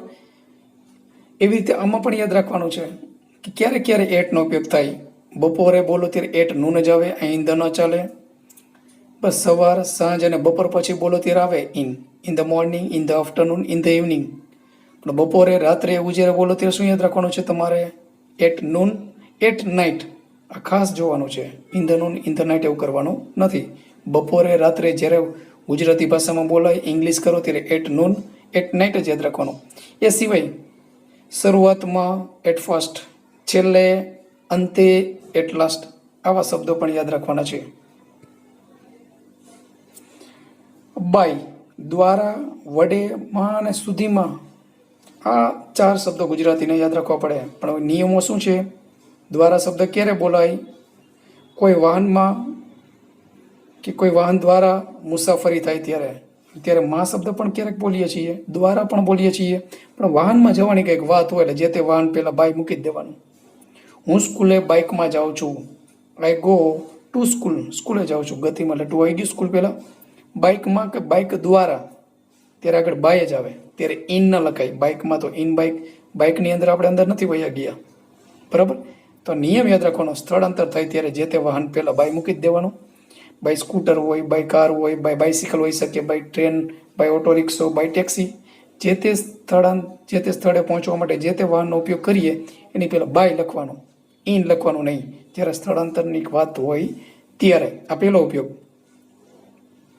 બીજો ઉપયોગ, કોઈ વ્યક્તિ દ્વારા કોઈ ક્રિયા થઈ એવું દર્શાવવા માટે પેસિવ વોઇસમાં, બરાબર, કર્મણી વાક્ય પ્રયોગમાં ઉપયોગ થતો હોય. બાય એટલે દ્વારા. એક વ્યક્તિને, કોને? તો કે એક વ્યક્તિને ટોળા દ્વારા મારી નાખવામાં આવ્યો. કરતા કોણ છે? ટોળા દ્વારા. કર્મ કર્તાને પાછળ લઈ ગયા હોય પેસિવ વોઇસના વાક્યોમાં.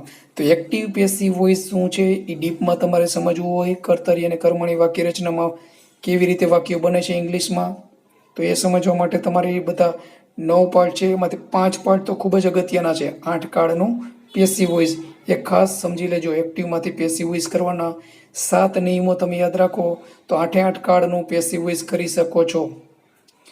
હવે અહીંયા વાત છે દ્વારા, એટલે શું આવી ગયું? બાય. કોઈ વ્યક્તિ દ્વારા કોઈ ક્રિયા થાય ત્યારે એક વ્યક્તિને મારી નાખવામાં આવ્યો. પણ કોના દ્વારા? ટોળા દ્વારા. કોઈ વ્યક્તિઓ દ્વારા કોઈ ક્રિયા થઈ, શું થઈ? મારી નાખવાની.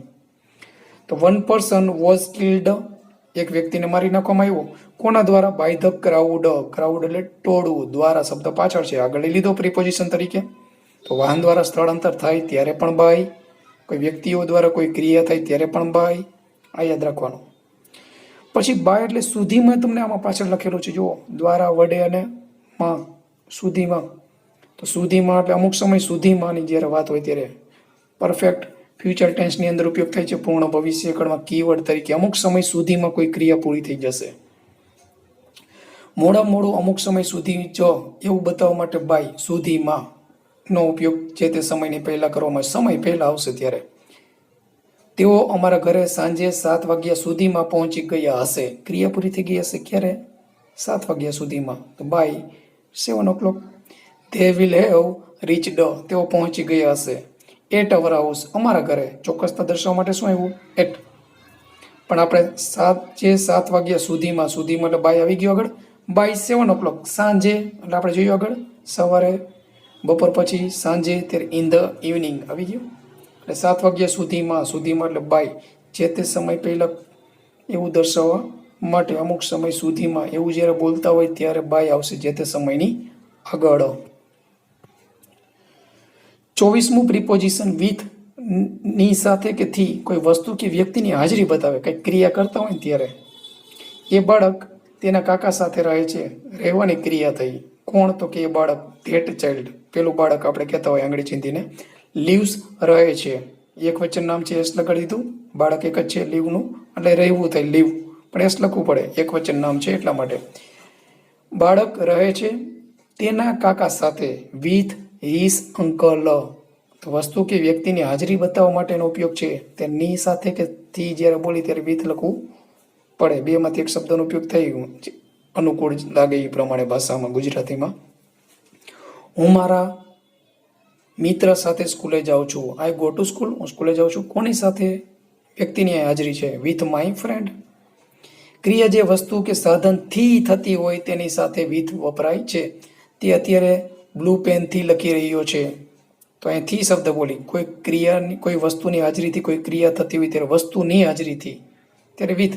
ની સાથે કોઈ વ્યક્તિ સાથે કોઈ ક્રિયા થતી હોય ત્યારે વિથ.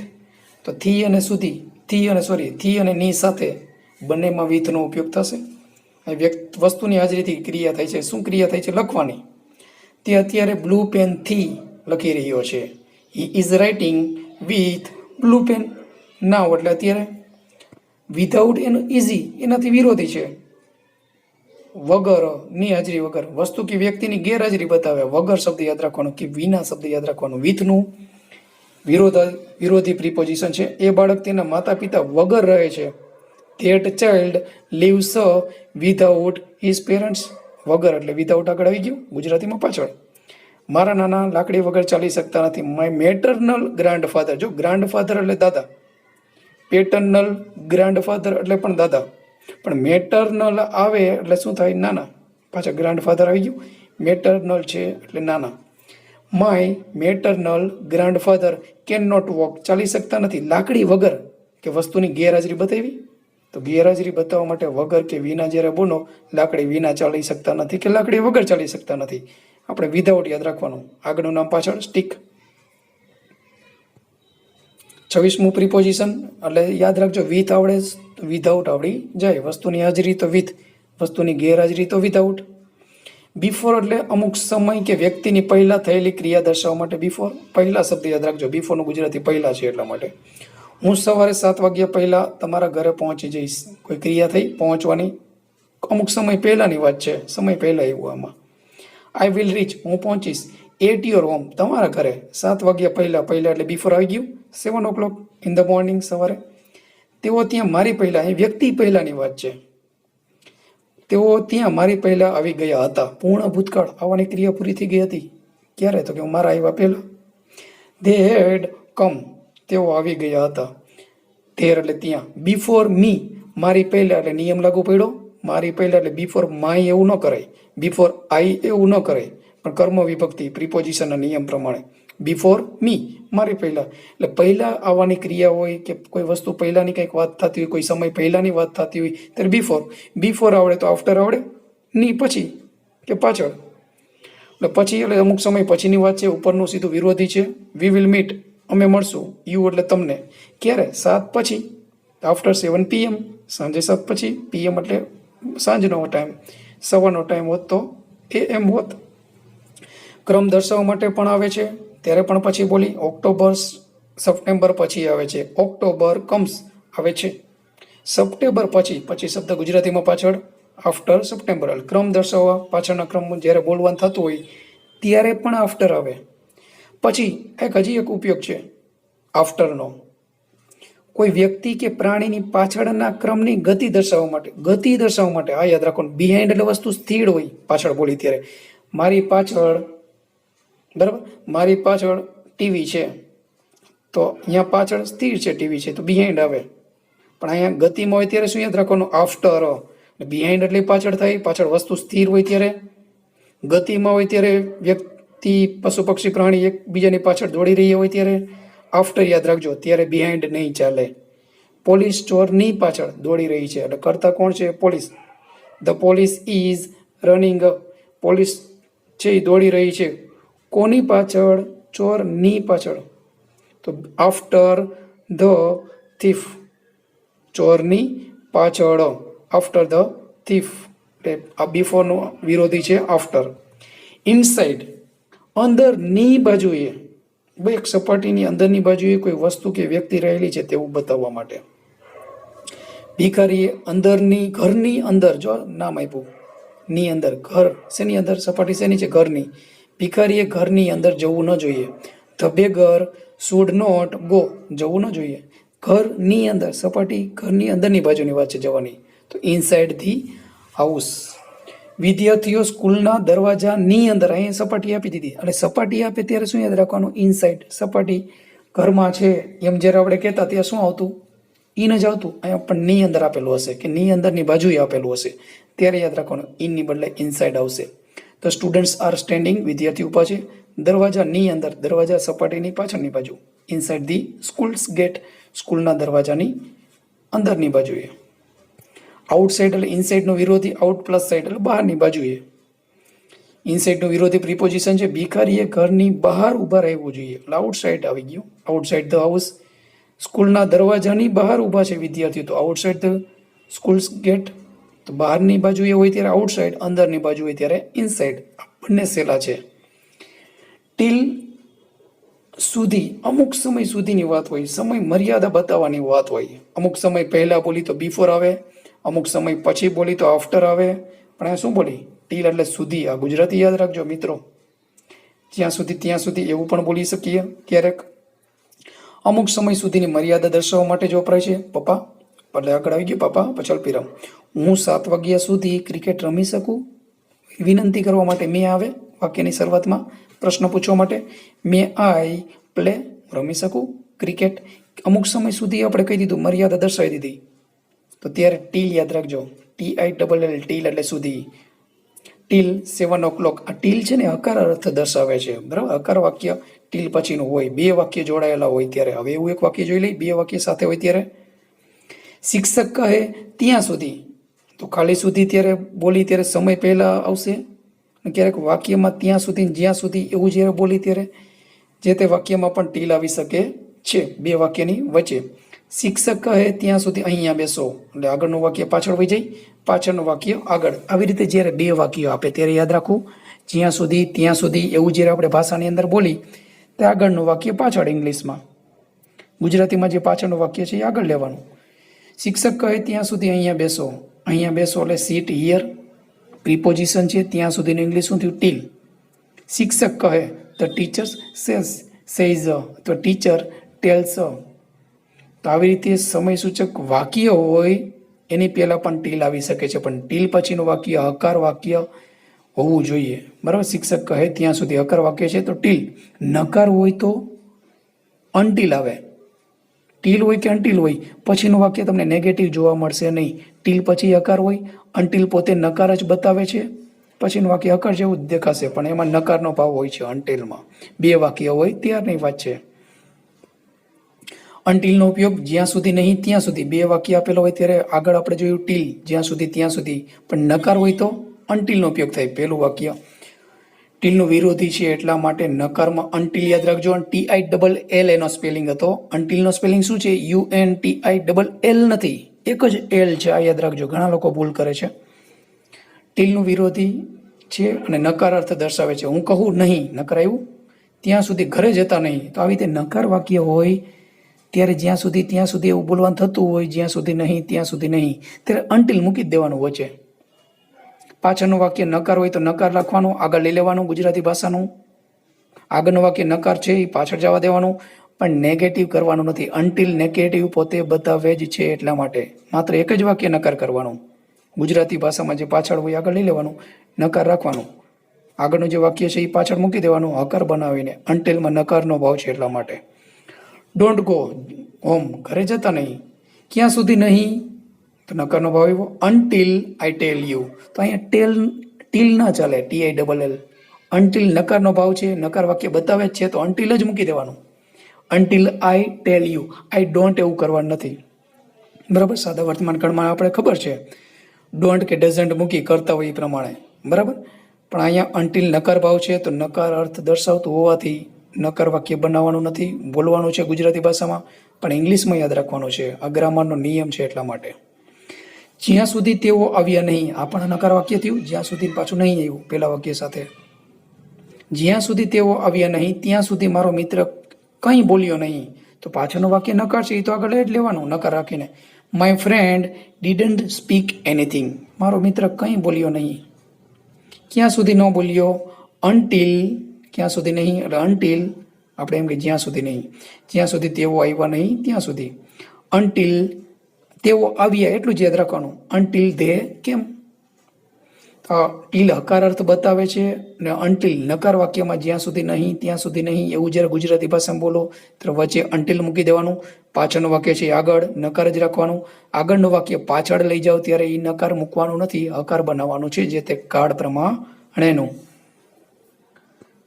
ટીલનો ઉપયોગ આપણે જોયો સુધી, અમુક સમયની મર્યાદા તો બતાવતું હતું જ.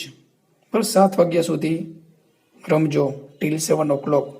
અપ ટુ એટલે સુધી, એ ટીલની જગ્યાએ ચાલે સમય દર્શાવવા માટે અમુક સમય સુધી. પણ ક્યારે સમય બતાવવાની જ માત્ર વાત હોય ત્યારે 2 વાક્ય આપેલા હોય, ટીલ અને અનટિલ વાળા 2 વાક્ય આપણે જોયા, ત્યારે અપ ટુનો ઉપયોગ ન ચાલે. આ પણ ખાસ યાદ રાખજો, માત્ર સમય સુધીની વાત હોય ત્યારે ટીલની જગ્યાએ અપ ટુ લખી શકો. એ સિવાય સ્થળ કે અંતરની મર્યાદા દર્શાવવા માટેના પણ અપ ટુનો ઉપયોગ થાય છે. અમે દરરોજ સાંજે 7 વાગ્યા સુધી ક્રિકેટ રમીએ છીએ, તો વી પ્લે ક્રિકેટ.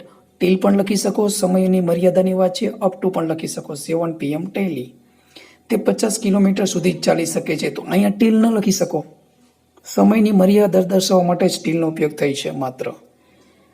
તો સ્થળની મર્યાદા, સમયની અંતરની મર્યાદા, 50 કિલોમીટર જેટલા અંતરની મર્યાદા થઈ, તે 50 કિલોમીટર સુધી તો અહીંયા ટીલ ન ચાલે, અપ ટુ આવી ગયું.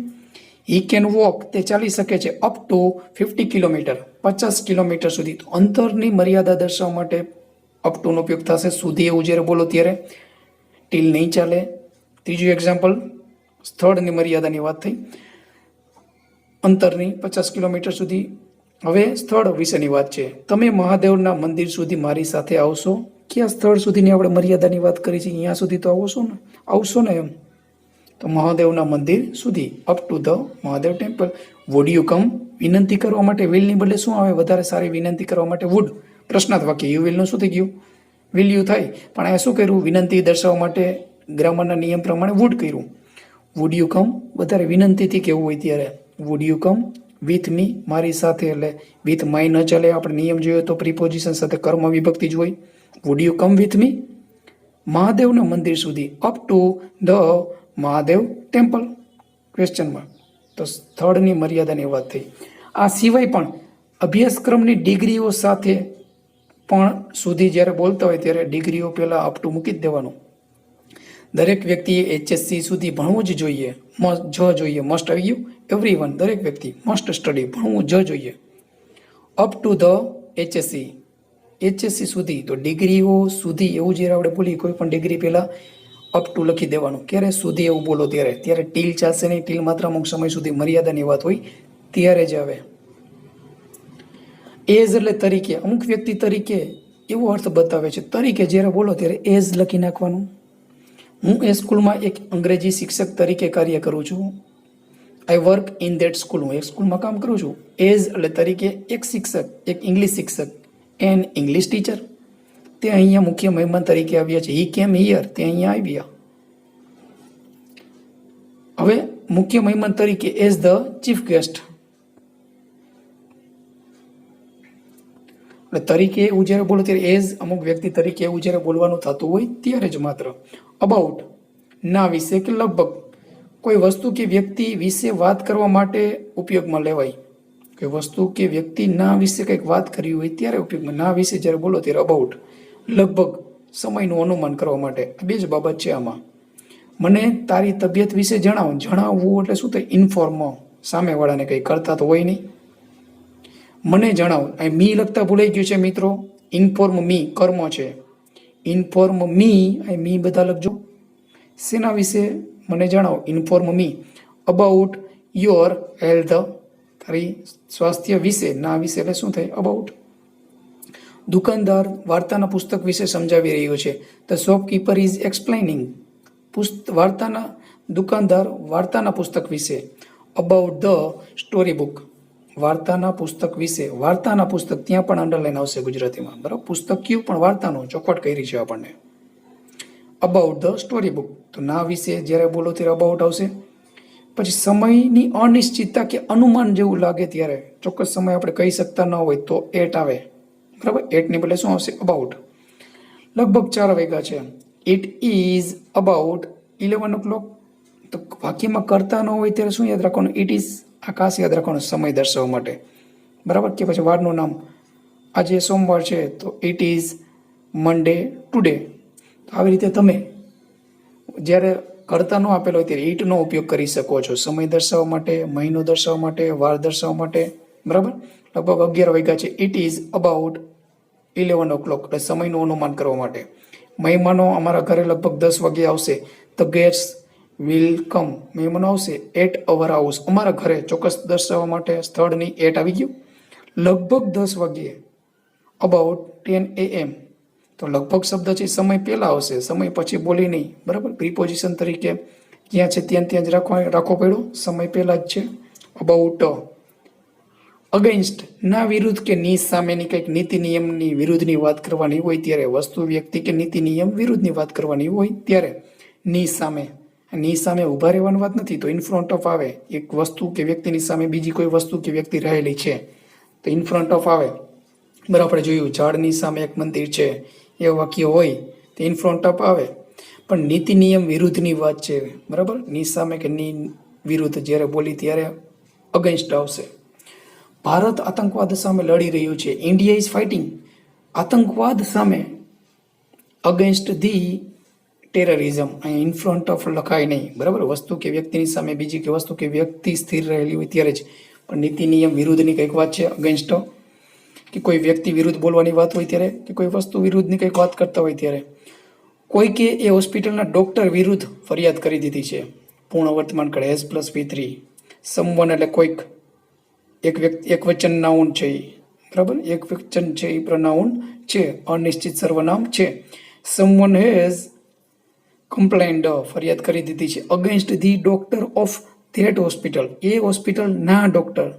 The doctor of that hospital. Of વચ્ચે આવી ગયું. વિરુદ્ધ આગળ અગેન્સ્ટ આવી ગયું.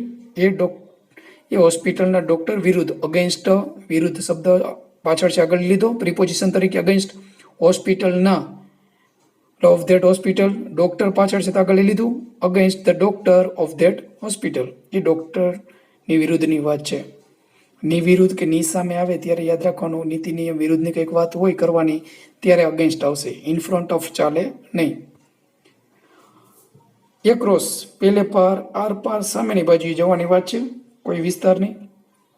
અમુક વિસ્તારની સામેની બાજુએ કે સામા કાંઠે ની વાત કરવા માટે એક્રોસનો ઉપયોગ થાય છે. ત્યાં નદીને પેલે પાર ઘણા વૃક્ષો છે. પેલા વસ્તુ દર્શાવી દીધી. There are many trees. નદીને પેલે પાર. તો પેલે પાર જ્યારે બોલો ત્યારે એક્રોસ શબ્દ યાદ રાખજો. Across the river. નદીને. જુઓ એક નાનું બાળક રોડની પેલી બાજુએ, એ પેલે પાર આર પાર સામેની બાજુએ કે પેલી બાજુએ ત્યારે એક્રોસ આવે. વિસ્તારની સામા કાંઠાની વાત છે. લુક જુઓ. Little child is sitting. એક બાળક બેઠું છે નાનકડું એવું એટલે લિટલ આવી ગયું. લિટલ ચાઇલ્ડ નાનું એવું બાળક. ઇઝ સિટિંગ બેઠું છે, ક્રિયા ચાલુ છે. અલોન એટલે એકલું. અલોન એટલે શું થાય? એકલું. રોડની પેલી બાજુએ. પેલી બાજુ એટલે ઇંગ્લિશ શું આવી ગયું? અક્રોસ. શેની વાત છે? રોડની. રોડના સામા કાંઠે કે પેલે પાર ત્યારે આપણે જોયું એક્રોસનો ઉપયોગ. હવે આર પાર એવું તમે જોવો ત્યારે ગુજરાતીમાં આર પાર જોવા મળે ત્યારે પણ એક્રોસ લખવાનું આગળનું નામ પાછળ. તમે જંગલની આર પાર એકલા જઈ શકો છો? જઈ શકો છો. યુ કેનનું શું થઈ ગયું પ્રશ્નાર્થ? Can you. Can you go એટલે હેલ્પિંગ વર્બ આગળ જ હોય. મેઇન વર્બ કોઈ દી ગો આગળ ન હોય. આ યાદ રાખવું. હેલ્પિંગ વર્બ આગળ હોય શકે જે તે કાળ પ્રમાણે ક્યાં રીતે મોડલ ઓક્ઝિલરી સિમ્પલ આપેલા હોય ત્યારે. Can you go alone. તમે એકલા જઈ શકો છો. જંગલની આર પાર. આર પાર એટલે ઇંગ્લિશ આગળ આવી ગયું. Across the forest. અરાઉન્ડ ની આસપાસ, ફરતે, ચારે બાજુએ. આવા જ્યારે વસ્તુ વ્યક્તિ ની આસપાસ ફરતે બીજી કોઈ વસ્તુ કે વ્યક્તિ રહેલી છે આસપાસ એવું દર્શાવવા માટે. રાજકોટની આસપાસ ઘણી નદીઓ છે. There are many reverse. રાજકોટની આસપાસ. આસપાસ એટલે ઇંગ્લિશ શું થાય યાદ રાખજો? અરાઉન્ડ રાજકોટ. જુઓ મેદાન પર કોચની ફરતે ખેલાડીઓ ઊભા છે તો ફરતે બોલો ત્યારે પણ આવશે around. Look the players are standing. ખેલાડીઓ ઊભા છે, ક્રિયા ચાલુ છે ઊભું રહેવાની એટલે ટુ બીના રૂપ. પ્લેયર્સ વધારે છે એટલે એમિઝારમાંથી શું આવે તો કે આર. સ્ટેન્ડ એટલે ઊભા રહેવું પણ આઈએનજી વાળું રૂપ આવી ગયું. ચાલુ વર્તમાન કાળ છે, આઈએનજી વાળું રૂપ V4. The players are standing. કોની ફરતે? કોચ ની ફરતે. તો ની ફરતે એટલે ઇંગ્લિશ આગળ આવી ગયું અરાઉન્ડ ધ કોચ. ક્યાં તો કે ઓન ધ ગ્રાઉન્ડ. મેદાન પર. તો ની આસપાસ, ની ફરતે કે ની ચારે બાજુએ, આવું જ્યારે તમે બોલો ત્યારે અરાઉન્ડ યાદ રાખજો. ગુજરાતીમાંથી ઇંગ્લિશ કરીએ ત્યારે જે તે ભાષામાં ઇંગ્લિશમાં જ્યારે આવો ત્યારે આગળ જ લખવું પડશે. બિસાઇડ્સ, જો બિસાઇડ એટલે બાજુમાં સાવડીને આપણે જોયું કોઈ વસ્તુ કે વ્યક્તિ રહેલી હોય ત્યારે, બરાબર. પણ બિસાઇડ સ છે, પાછળ એસ છે. તો ઉપરાંત, વિશેષમાં કે વધારામાં કંઈક આપણે જાણતા હોય કે કંઈક કહેવા માંગતા હોય ત્યારે. હું અંગ્રેજી ઉપરાંત, હું ગુજરાતી ઉપરાંત અંગ્રેજી જાણું છું. આઈ નો ગુજરાતી ઉપરાંત અંગ્રેજી. હું ગુજરાતી ઉપરાંત અંગ્રેજી જાણું છું. એટલે વિશેષ, ગુજરાતી તો જાણી જ છીએ પણ વધારાની એક લાયકાત છે, આપણામાં કાબેલિયત છે, આવડત છે, બરાબર. અંગ્રેજી ઉપરાંત ગુજરાતી પણ આપણે જાણીએ છીએ, એટલે બે ભાષા જાણીએ છીએ. તો ઉપરાંત જ્યારે આવે ત્યારે બિસાઇડ્સ લખી નાખવાનું. બિસાઇડ્સ ઇંગ્લિશ, હું ઇંગ્લિશ ઉપરાંત ગુજરાતી પણ જાણું છું. એવું નથી કે મને ઇંગ્લિશ જ આવડે, ગુજરાતી પણ આવડે છે, એવું આપણે આમાં કીધું. ચાઇનો ગુજરાતી, બિસાઇડ્સ ઇંગ્લિશ, અંગ્રેજી ઉપરાંત. તે જ્યારે ઉપરાંત, વિશેષમાં કે વધારામાં આવા જ્યારે શબ્દો આવે ત્યારે પણ યાદ રાખવાનું છે બિસાઇડ્સ ઇંગ્લિશ થશે. રામજીભાઈને 3 બંગલાઓ, એ તો છે જ. ઉપરાંત એક ફાર્મ હાઉસ પણ છે, બરાબર. Ramjibhai has 3 bungalows also besides, એના ઉપરાંત ફાર્મ હાઉસ, એટલે કે ફાર્મ હાઉસ ઉપરાંતની વાત છે. 3 બંગલાઓ પણ છે એને, બરાબર. તો આવી રીતે વધારાની કંઈક વસ્તુની વાત કરવાની હોય ત્યારે તમારે શું યાદ રાખવાનું છે? બિસાઇડ્સ યાદ રાખવાનું થશે.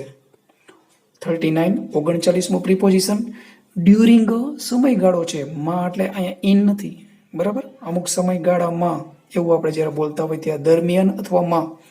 સમયના અમુક સમયગાળા દરમિયાનની વાત કરવાની હોય ત્યારે જે તે સમય સૂચક શબ્દ પહેલા વપરાય છે. હું દિવાળી વેકેશનમાં, તો વેકેશન દિવાળીમાં, તો માં એટલે ઇન જ કરવાનું. કોઈ વસ્તુ કે વ્યક્તિ કોઈ વસ્તુની અંદર હોય ત્યારે આવે ને, તો ઇન. તો આમ વિચારવાનું થોડું કે દિવાળી વેકેશનનો સમયગાળાની વાત છે, ક્યાં જવાની? માઉન્ટ આબુ. હું દિવાળી વેકેશનમાં માઉન્ટ આબુ જઈશ. I will go to mount Abu. Diwali વેકેશનમાં, તો અહીંયા ભૂલથી ઇન ન કરતા. સમયગાળો કયો છે? દિવાળી વેકેશન, ઉનાળુ વેકેશન, એવા આપણે વેકેશન બોલતા હોય તો સમયગાળો હોય 2-5 દિવસ, 10 દિવસ કે 15 દિવસ. During, Diwali vacation. તો સમયગાળો દર્શાવવા માટે જ ડ્યુરિંગનો ઉપયોગ થશે. ગુજરાતી પણ યાદ રાખવાનું. દરમિયાન ક્યારેક બોલી, દિવાળી વેકેશન દરમિયાન, તો પણ ડ્યુરિંગ. માં શબ્દ બોલો તો પણ ડ્યુરિંગ. ગુજરાતીમાં માં કે દરમિયાન શબ્દ પાછળ છે હોય, ગુજરાતીનો શબ્દ છે માટે, પણ ઇંગ્લિશમાં તો આગળ લખવું પડે. આપણે COVID-19ના રોગચાળા દરમિયાન કામ વગર ઘર બહાર ન નીકળવું જોઈએ. સમયગાળો કયો ચાલે છે? આપણને ખ્યાલ છે COVID-19, બરાબર. એનો જે રોગચાળો ચાલે છે એના સમય દરમિયાનની વાત છે. તો we should not go out, બહાર ન નીકળવું જોઈએ. ગો આઉટ એટલે બહાર. કામ વગર, તો વિધાઉટ વર્ક, બરાબર. આ વર્કનું વર્કિંગ કરવાનું નથી, આ ખાસ યાદ રાખવાનું છે. વિધાઉટ વર્ક અહીં નાઉન તરીકે જ છે પોતે, કામ વગર, બરાબર. તો નાઉન તરીકે વર્ક પોતે કામ કર્યું છે, અહીંયા કરે છે એટલા માટે, બરાબર. ક્રિયાપદ તરીકે ચાલે. નાઉન બનાવવા માટે વર્કિંગની જરૂર નથી. નાઉન વર્ક પોતે પણ કામ કરે છે એટલા માટે. કયા સમયગાળા દરમિયાન બહાર ના નીકળવું જોઈએ? તો દરમિયાન એટલે ડ્યુરિંગ આગળ. COVID-19 એપિડેમિક, રોગચાળો એટલે ઇંગ્લિશ શું થાય? એપિડેમિક. એટલે અમુક સમયગાળા દરમિયાનની કોઈ ક્રિયા થવાની વાત હોય ત્યારે તમારે યાદ રાખજો, સમયગાળો શબ્દ યાદ રાખજો. એની પહેલા દરમિયાન અથવા માં એવા શબ્દ જ્યારે બોલો ત્યારની વાત છે ત્યારે ડ્યુરિંગ લખવાનું છે. એક્સેપ્ટ, સિવાય, બાદ કરવાની વાત હોય, અમુક વસ્તુ કે વ્યક્તિને અમુક વાતમાંથી બાદ કરવાની કે બાકાત કરવાનો અર્થ હોય ત્યારે. હું માનું છું કે લકી, આ વિષયની વાત કરી નાખો. હું માનું છું કે લકી ગણિત સિવાય, તો બાકાત કરી નાખો. બધા જ વિષયોમાં પાસ થશે. ગણિત એક બાદ કરી નાખો. બાદ કરવાની કંઈક વાત આવે ત્યાં સિવાય કે ને બાદ કરીને એવું બોલશું ગુજરાતીમાં. તો ઇંગ્લિશમાં આ સ્પેલિંગ યાદ રાખજો, એક્સેપ્ટ. આઈ બિલીવ ધેટ, હું માનું છું કે એટલે ઇંગ્લિશ શું થયું? કન્જક્શન તરીકે ધેટ. આઈ બિલીવ ધેટ, હું માનું છું કે. એક વાક્ય પતી ગયું. બીજું વાક્ય લકી, પાસ થશે એટલે will pass. All the exams, all the subjects, lucky બધા વિષયમાં પાસ થશે. એક્સેપ્ટ મેથ્સ, ગણિત સિવાય. મેથેમેટિક્સનું ટૂંકું રૂપ મેં લખ્યું છે મેથ્સ, બરાબર. તો સિવાય ને બાદ કરીને કયો વિષય બાદ કરવાની વાત છે? ગણિત. તો એ પાછળ જવા દીધું, પાછળનું નામ સિવાય શબ્દ આગળ આવી ગયો. બંસી રવિવારને બાદ કરીને દરરોજ વહેલી ઉઠી જાય છે. બંસી ગેટ અપ અર્લી. જો ગેટ્સ અપ એક વચન નામ છે, એસ લગાડજો બધા, ખાસ જે લોકો નોટ ડાઉન કરતા હોય એની વાત છે. બંસી ગેટ્સ અપ અર્લી રોજબરોજની ક્રિયાઓ છે, એક વચન નામ છે એટલે એસ લગાડવું પડે ક્રિયાપદમાં. બંસી ગેટ્સ અપ અર્લી વહેલી ઉઠી જાય છે. ડેઈલી એટલે દરરોજ. રવિવારને બાદ કરીને એક વાર જ બાદ કરી નાખો. સોમ, મંગળ, બુધ, ગુરુ, શુક્ર, શનિ મોડી વહેલી ઉઠે છે, પણ રવિવારને બાદ કરીને. રવિવાર એક દિવસથી મોડી ઉઠતી હશે. એક્સેપ્ટ સન્ડે રવિવારને બાદ કરીને. તો સિવાય ને બાદ કરીને ત્યારે એક્સેપ્ટ યાદ રાખવાનો. અમુક વિષય આવી રીતે કોઈ બાબતની વાત હોય ત્યારે. 41મું પ્રિપોઝિશન લાઈક. જેવો, જેવું, જેવી અને જેવા, ની જેમ આપણે બોલતા હોય. લાઈક એટલે આપણને ખ્યાલ છે ક્રિયાપદ પણ છે, પણ ગમે છે એમ આપણે ઘણી વખત કહેતા હોય I like to eat panipuri. મને પાણીપુરી ખાવી ગમે છે. ગમે છે એટલે ક્રિયાપદ જ છે લાઈક. પણ અહીંયા આપણે પ્રિપોઝિશન તરીકે ચાલો સમજી લેશું. એક એક્ઝામ્પલ ગમે છે એનું અહીંયા બીજું આપેલું છે, I like to speak English. મને ઇંગ્લિશ બોલવું ગમે છે. ગમે છે એટલે main verb like. To speak હેતુ શું છે? બોલવાનો ઇંગ્લિશ. તો ટુ સ્પીક છે એ ઇન્ફિનિટિવ છે, હેતુદર્શક ક્રિયાપદ છે. ઇંગ્લિશ બોલવાનો હેતુ છે. I like to speak English. મને ઇંગ્લિશ બોલવું ગમે છે. તો એ ક્રિયાપદ તરીકે છે, કરતા પછી. બરાબર, કોઈ પ્રિપોઝિશન તરીકે નથી, કોઈ નામની પાછળ નથી આપ્યું. હવે આપણે એવું જોઈ લઈએ, નામની પાછળ હોય ગુજરાતીમાં, પણ ઇંગ્લિશમાં નામની આગળ આવશે પ્રિપોઝિશન્સ તરીકે. વસ્તુ કે વ્યક્તિ ના જેવું કે ની જેમ એવું દર્શાવવા માટે. ભુવનેશ્વર, અહીં વ્યક્તિની વાત છે. ભુવનેશ્વર કુમાર બુમરાહની જેમ સારી રીતે બોલિંગ કરી શકે છે.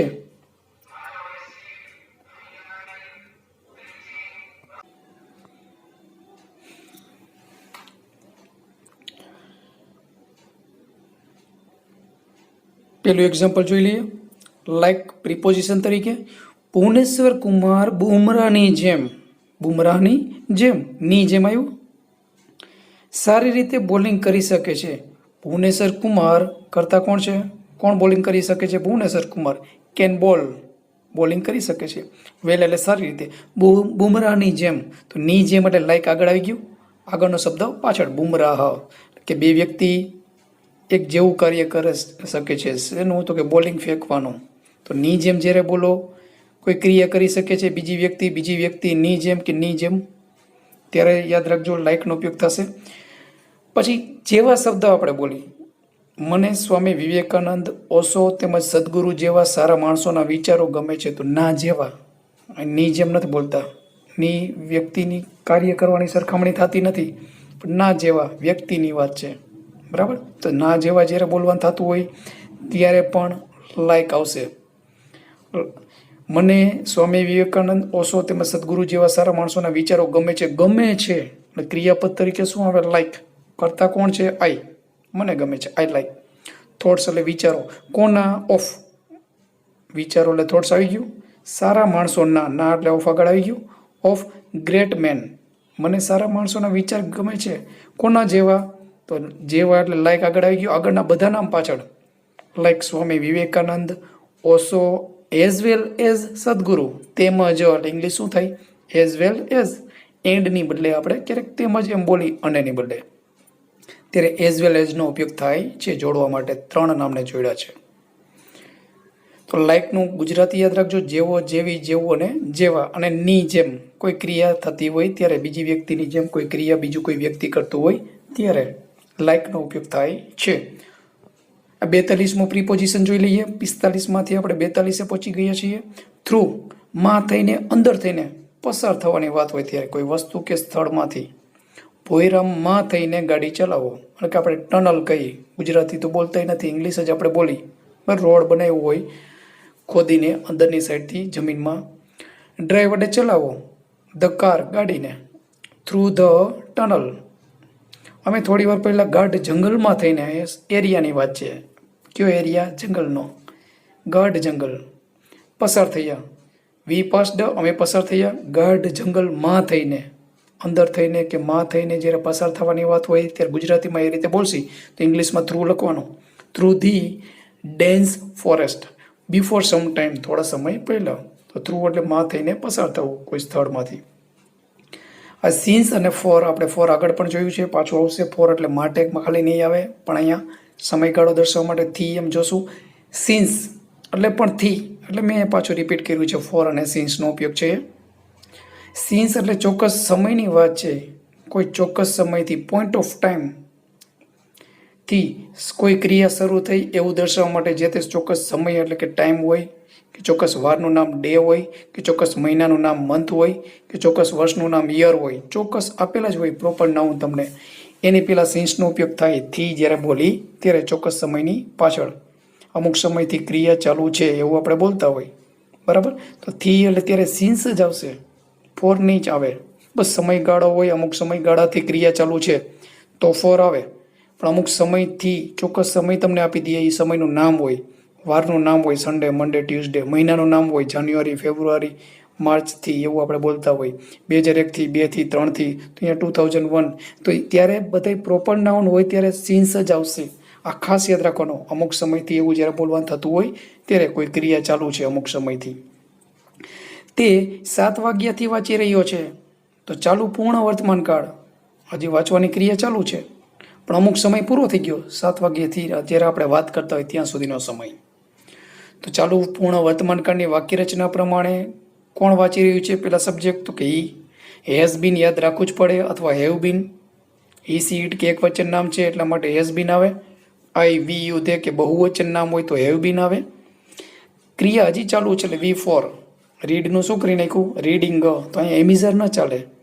જ્યારે તમને આવી રીતે સમયગાળો આપી દઈએ કે ચોક્કસ સમય આપી દઈએ, સાથે થી શબ્દ આપી દઈએ, સિન્સ કે ફોર આવી શકે, તો ત્યારે આવા જ્યારે ક્રિયાપદ આ કીવર્ડ આવે ત્યારે શું ખબર પડી જાય કે ક્રિયા ચાલુ છે અમુક સમયથી, તો ચાલુ પૂર્ણ વર્તમાન કાળ. ક્રિયાપદ આપેલું છે એટલે ચાલુ પૂર્ણ વર્તમાન, ક્રિયા હજી ચાલુ છે વાંચવાની, અમુક સમય પૂરો થઈ ગયો છે એટલે પૂર્ણ કાળ. તો ચાલુ પૂર્ણ વર્તમાન કાળમાં હેવ બીન કે હેઝ બીન લખીને જે ક્રિયા હોય એનું આઈએનજી વાળું રૂપ એટલે કન્ટિન્યુઅસ પરફેક્ટ પ્રેઝન્ટ ટેન્સ બની જાય છે. હી હેઝ બીન રીડિંગ, તે વાંચી રહ્યો છે. હેલ્પિંગ વર્બ ક્યાં થયા? Has been. મેઇન વર્બ કયું થયું? રીડિંગ. જેમ બધા કાળમાં વર્બ અને હેલ્પિંગ વર્બ હોય છે એમાં આ કાળમાં હેવ બીન કે હેઝ બીન જોવા મળશે. ક્રિયાપદનું આઈએનજી વાળું રૂપ એટલે વી ફોર જે ચાલુ પૂર્ણ વર્તમાન કાળમાં જોવા મળે. હી હેઝ બીન રીડિંગ, તે વાંચી રહ્યો છે અમુક સમયથી, એ સમય ચોક્કસ છે એટલા માટે સિન્સ આવે. થી એટલે ફોર લખવાનું નથી. Since 7 o'clock. રાહુલ સોમવારથી બીમાર છે, તો રાહુલ હેઝ બીન ઇલ. હવે કોઈ ક્રિયા છે એનું આઈએનજી વાળું રૂપ આપ્યું નથી, લખવું, વાંચવું, જોવું, રમવું, બરાબર. તો અહીંયા ક્રિયાપદ નથી, તો હેઝ બીન જ ખાલી લખવાનું. કે બહુવચન નામ હોય Rahul and we no the, તો હેવ બીન. બહુવચન નામ હોય તો એક વચન નામ છે એટલે હેઝ બીન આવી ગયું. રાહુલ હેઝ બીન ઇલ, બીમાર છે, ઇલ અથવા સિક આપણે કહી. સોમવારથી, તો થી આગળ આવી ગયું. ઇંગ્લિશ શું થાય? સિન્સ મંડે. આવી રીતે ચોક્કસ મહિનાનું નામ હોય કે સમયનું નામ હોય કે વારનું નામ હોય કે વર્ષનું નામ હોય ત્યારે સિન્સ યાદ રાખવાનું છે. થી પાછળ જોવા મળે ત્યારે ગુજરાતીમાં, ઇંગ્લિશમાં આગળ સિન્સ આવશે. તેની કાપડની દુકાન 2010થી અહીંયા છે. His cloth shop has been here, તો હેવ બીન કે હેઝ બીન પછી આવી રીતે નાઉન દેખાય કે એડજેક્ટિવ દેખાય ત્યારે યાદ રાખવાનું. વી ફોર પાછળ ન હોય તો ચાલુ કાળ ન હોય, માત્ર ત્યારે પૂર્ણ કાળ બની જાય છે, પરફેક્ટ ટેન્સ બની જાય છે, perfect present tense.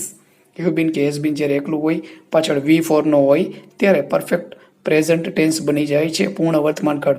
Continuous perfect present tense બનતું નથી, ચાલુ પૂર્ણ વર્તમાન કાળ બનતું નથી, માત્ર પરફેક્ટ ટેન્સ. પાછળ વી ફોર ક્રિયાપદના એનજી વાળું રૂપ ન હોય ત્યારની વાત છે.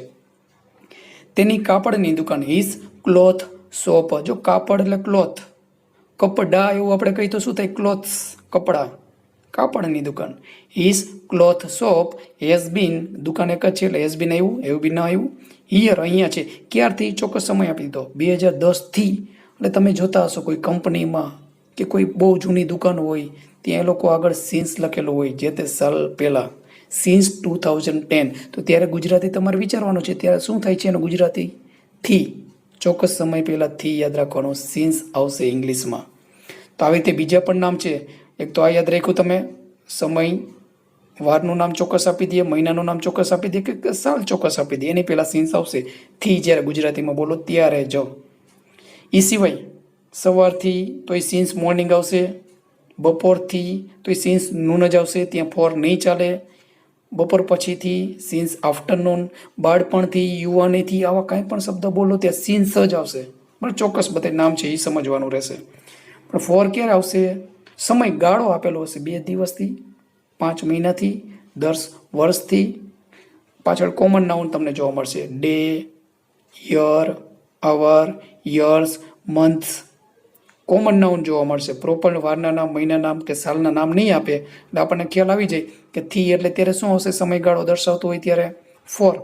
તો સમયગાળો દર્શાવવા માટે જે તે સમયગાળા પહેલાં ફોર આવશે. તો ત્યારે સિન્સ ના ચાલે. અહીંયા તે 3 કલાકથી વાંચી રહ્યો છે. જો ઉપર આપ્યું હતું 7 વાગ્યાથી, તો સિન્સ 7 o'clock સમયનું ચોક્કસ નામ હતું. 7 વાગ્યા, 7 o'clock. આ 3 કલાકનો સમયગાળો આપ્યો છે. અત્યારે 10 વાગ્યા હોય, 3 કલાક એમ આપણે બોલી હતી સમયગાળો બોલ્યા છીએ, સમયનું નામ નથી બોલ્યા. 7 o'clock તો પ્રોપર નાઉન હતું. 3 hours, hours a common noun છે, કલાક. બરાબર. તો he has been reading for 3 hours. તો સમયગાળો દર્શાવવા માટેથી જ્યારે બોલો ગુજરાતીમાં, ત્યારે ઇંગ્લિશમાં આગળ આપણે ફોર લખવાનું થશે. રાજુ 5 દિવસથી બીમાર છે, તો અહીં સમયગાળો આવ્યો, કોમન નાઉન આવ્યું. 5 days કોમન નાઉન છે, ડેઝ. રાહુલ હેઝ બીન ઇલ કે સિક ફોર 5 days, 5 દિવસથી, તો 5 દિવસ જેટલો સમયગાળો. 21 વર્ષથી, તો સાલનું નામ નથી, તો અહીં 21 વર્ષ એટલો સમયગાળો થયો, 21 વર્ષ જેટલો. His cloth shop has been here for 21 years. તો આ ખાસ યાદ રાખવાનું, પ્રોપર નાઉન હોય તો એની પહેલાં સિન્સ થી એટલે બોલી ત્યારે ગુજરાતીમાં. ઇંગ્લિશમાં ફોર લખવાનો, સમયગાળો હશે આ રીતે, ત્યારે પાછળ કોમન નાઉન હશે: અવર્સ, ડે, યર, મંથ. તો ત્યારે યાદ રાખવાનું છે ફોર એટલે સમયગાળો દર્શાવવા માટે આવશે. અમુક સમયગાળાથી કોઈ ક્રિયા ચાલુ છે. લાસ્ટ આપણે જોઈ લઈએ થ્રુ આઉટ. સમગ્ર, આખું, સંપૂર્ણની કંઈક વાત આવે ત્યારે કોઈ વસ્તુ કે વ્યક્તિ બાબતમાં સંપૂર્ણતા દર્શાવવાની બાબતમાં ઉપયોગ થાય છે. તે આખી કે સમગ્ર કે સંપૂર્ણ દુનિયામાં પ્રસિદ્ધ છે. તો આ યાદ રાખજો, શું આવશે? Through out the world. He is famous, તે પ્રખ્યાત છે કે તે પ્રસિદ્ધ છે. હી ઇઝ ફેમસ સમગ્ર દુનિયામાં, તો થ્રુ આઉટ ધી વર્લ્ડ. સમગ્ર ભાષણ દરમિયાન, જો અમુક સમયગાળા દરમિયાન, એવું જ્યારે આપણે બોલતા હતા, સમયગાળો તમને આપેલો હોય ત્યારે, દિવાળી વેકેશન, ઉનાળુ વેકેશન, સમગ્ર ભાષણ દરમિયાન. તો સમગ્ર શબ્દ સાથે આપણે બોલ્યા છીએ, માત્ર દરમિયાન નથી બોલ્યા. તો ડ્યુરિંગ આવે સમયગાળો દર્શાવવા માટે. તો સમગ્ર ભાષણ દરમિયાન, સમગ્ર શબ્દ આવ્યો એટલે થ્રુ આઉટ ધ સ્પીચ, સમગ્ર ભાષણ દરમિયાન. પછી અલ્પવિરામ. પ્રેક્ષકો કશું જ બોલ્યા નહીં, તો ઓડિયન્સ એટલે પ્રેક્ષકો, બરાબર, એક સાથે. સેડ નથિંગ, કશું બોલ્યા નહીં. સેડ એટલે નહીં, નકાર વાક્ય. સેડ નથિંગ, નથિંગ એટલે કંઈ નહીં. સેડ એટલે કહ્યું અથવા બોલ્યું એના અર્થમાં. તો ઓડિયન્સ સેડ નથિંગ, કંઈ કીધું નહીં આખી સ્પીચ દરમિયાન. સમગ્ર પીચ દરમિયાન, આખી કે સમગ્ર સ્પીચ દરમિયાન. તો થ્રુ આઉટ શબ્દ સમગ્ર, આખું કે સંપૂર્ણ એવી જ્યારે વાત કરતા હોય ત્યારે જે તે શબ્દમાં પાછળ હોય તો ઇંગ્લિશમાં આપણે આગળ લખવાનો થશે. તો આપણા 45 પ્રિપોઝિશન્સ, નામયોગી અવયવો પૂરા થઈ જાય. હું આશા રાખું છું કે તમને આ વિડીયોમાંથી તમે જે જાણો છો એમાં કંઈક તમારું વધારો થયો છે એવું મને લાગે છે. તો આપ લોકોનો ખૂબ ખૂબ આભાર કે તમે ધ્યાનથી આ વિડીયોને જોયો હશે. અને જો તમને આ વિડીયો ગમ્યો હોય તો બીજા તમારા મિત્રોને પણ શેર કરજો, જેથી એ લોકો પણ ઇંગ્લિશનું ગ્રામર છે સરળતાથી સમજી શકે અને ગુજરાતીમાંથી ઇંગ્લિશ બોલવામાં ગ્રામરના ઘણા બધા ટોપિકના જે વિડીયો મૂકેલા છે બધા જોવે અને ઇંગ્લિશ ભાષામાં તેનો ઉપયોગ કરતા થઈ જાય. તો thank you very much for listening and watching this video lecture.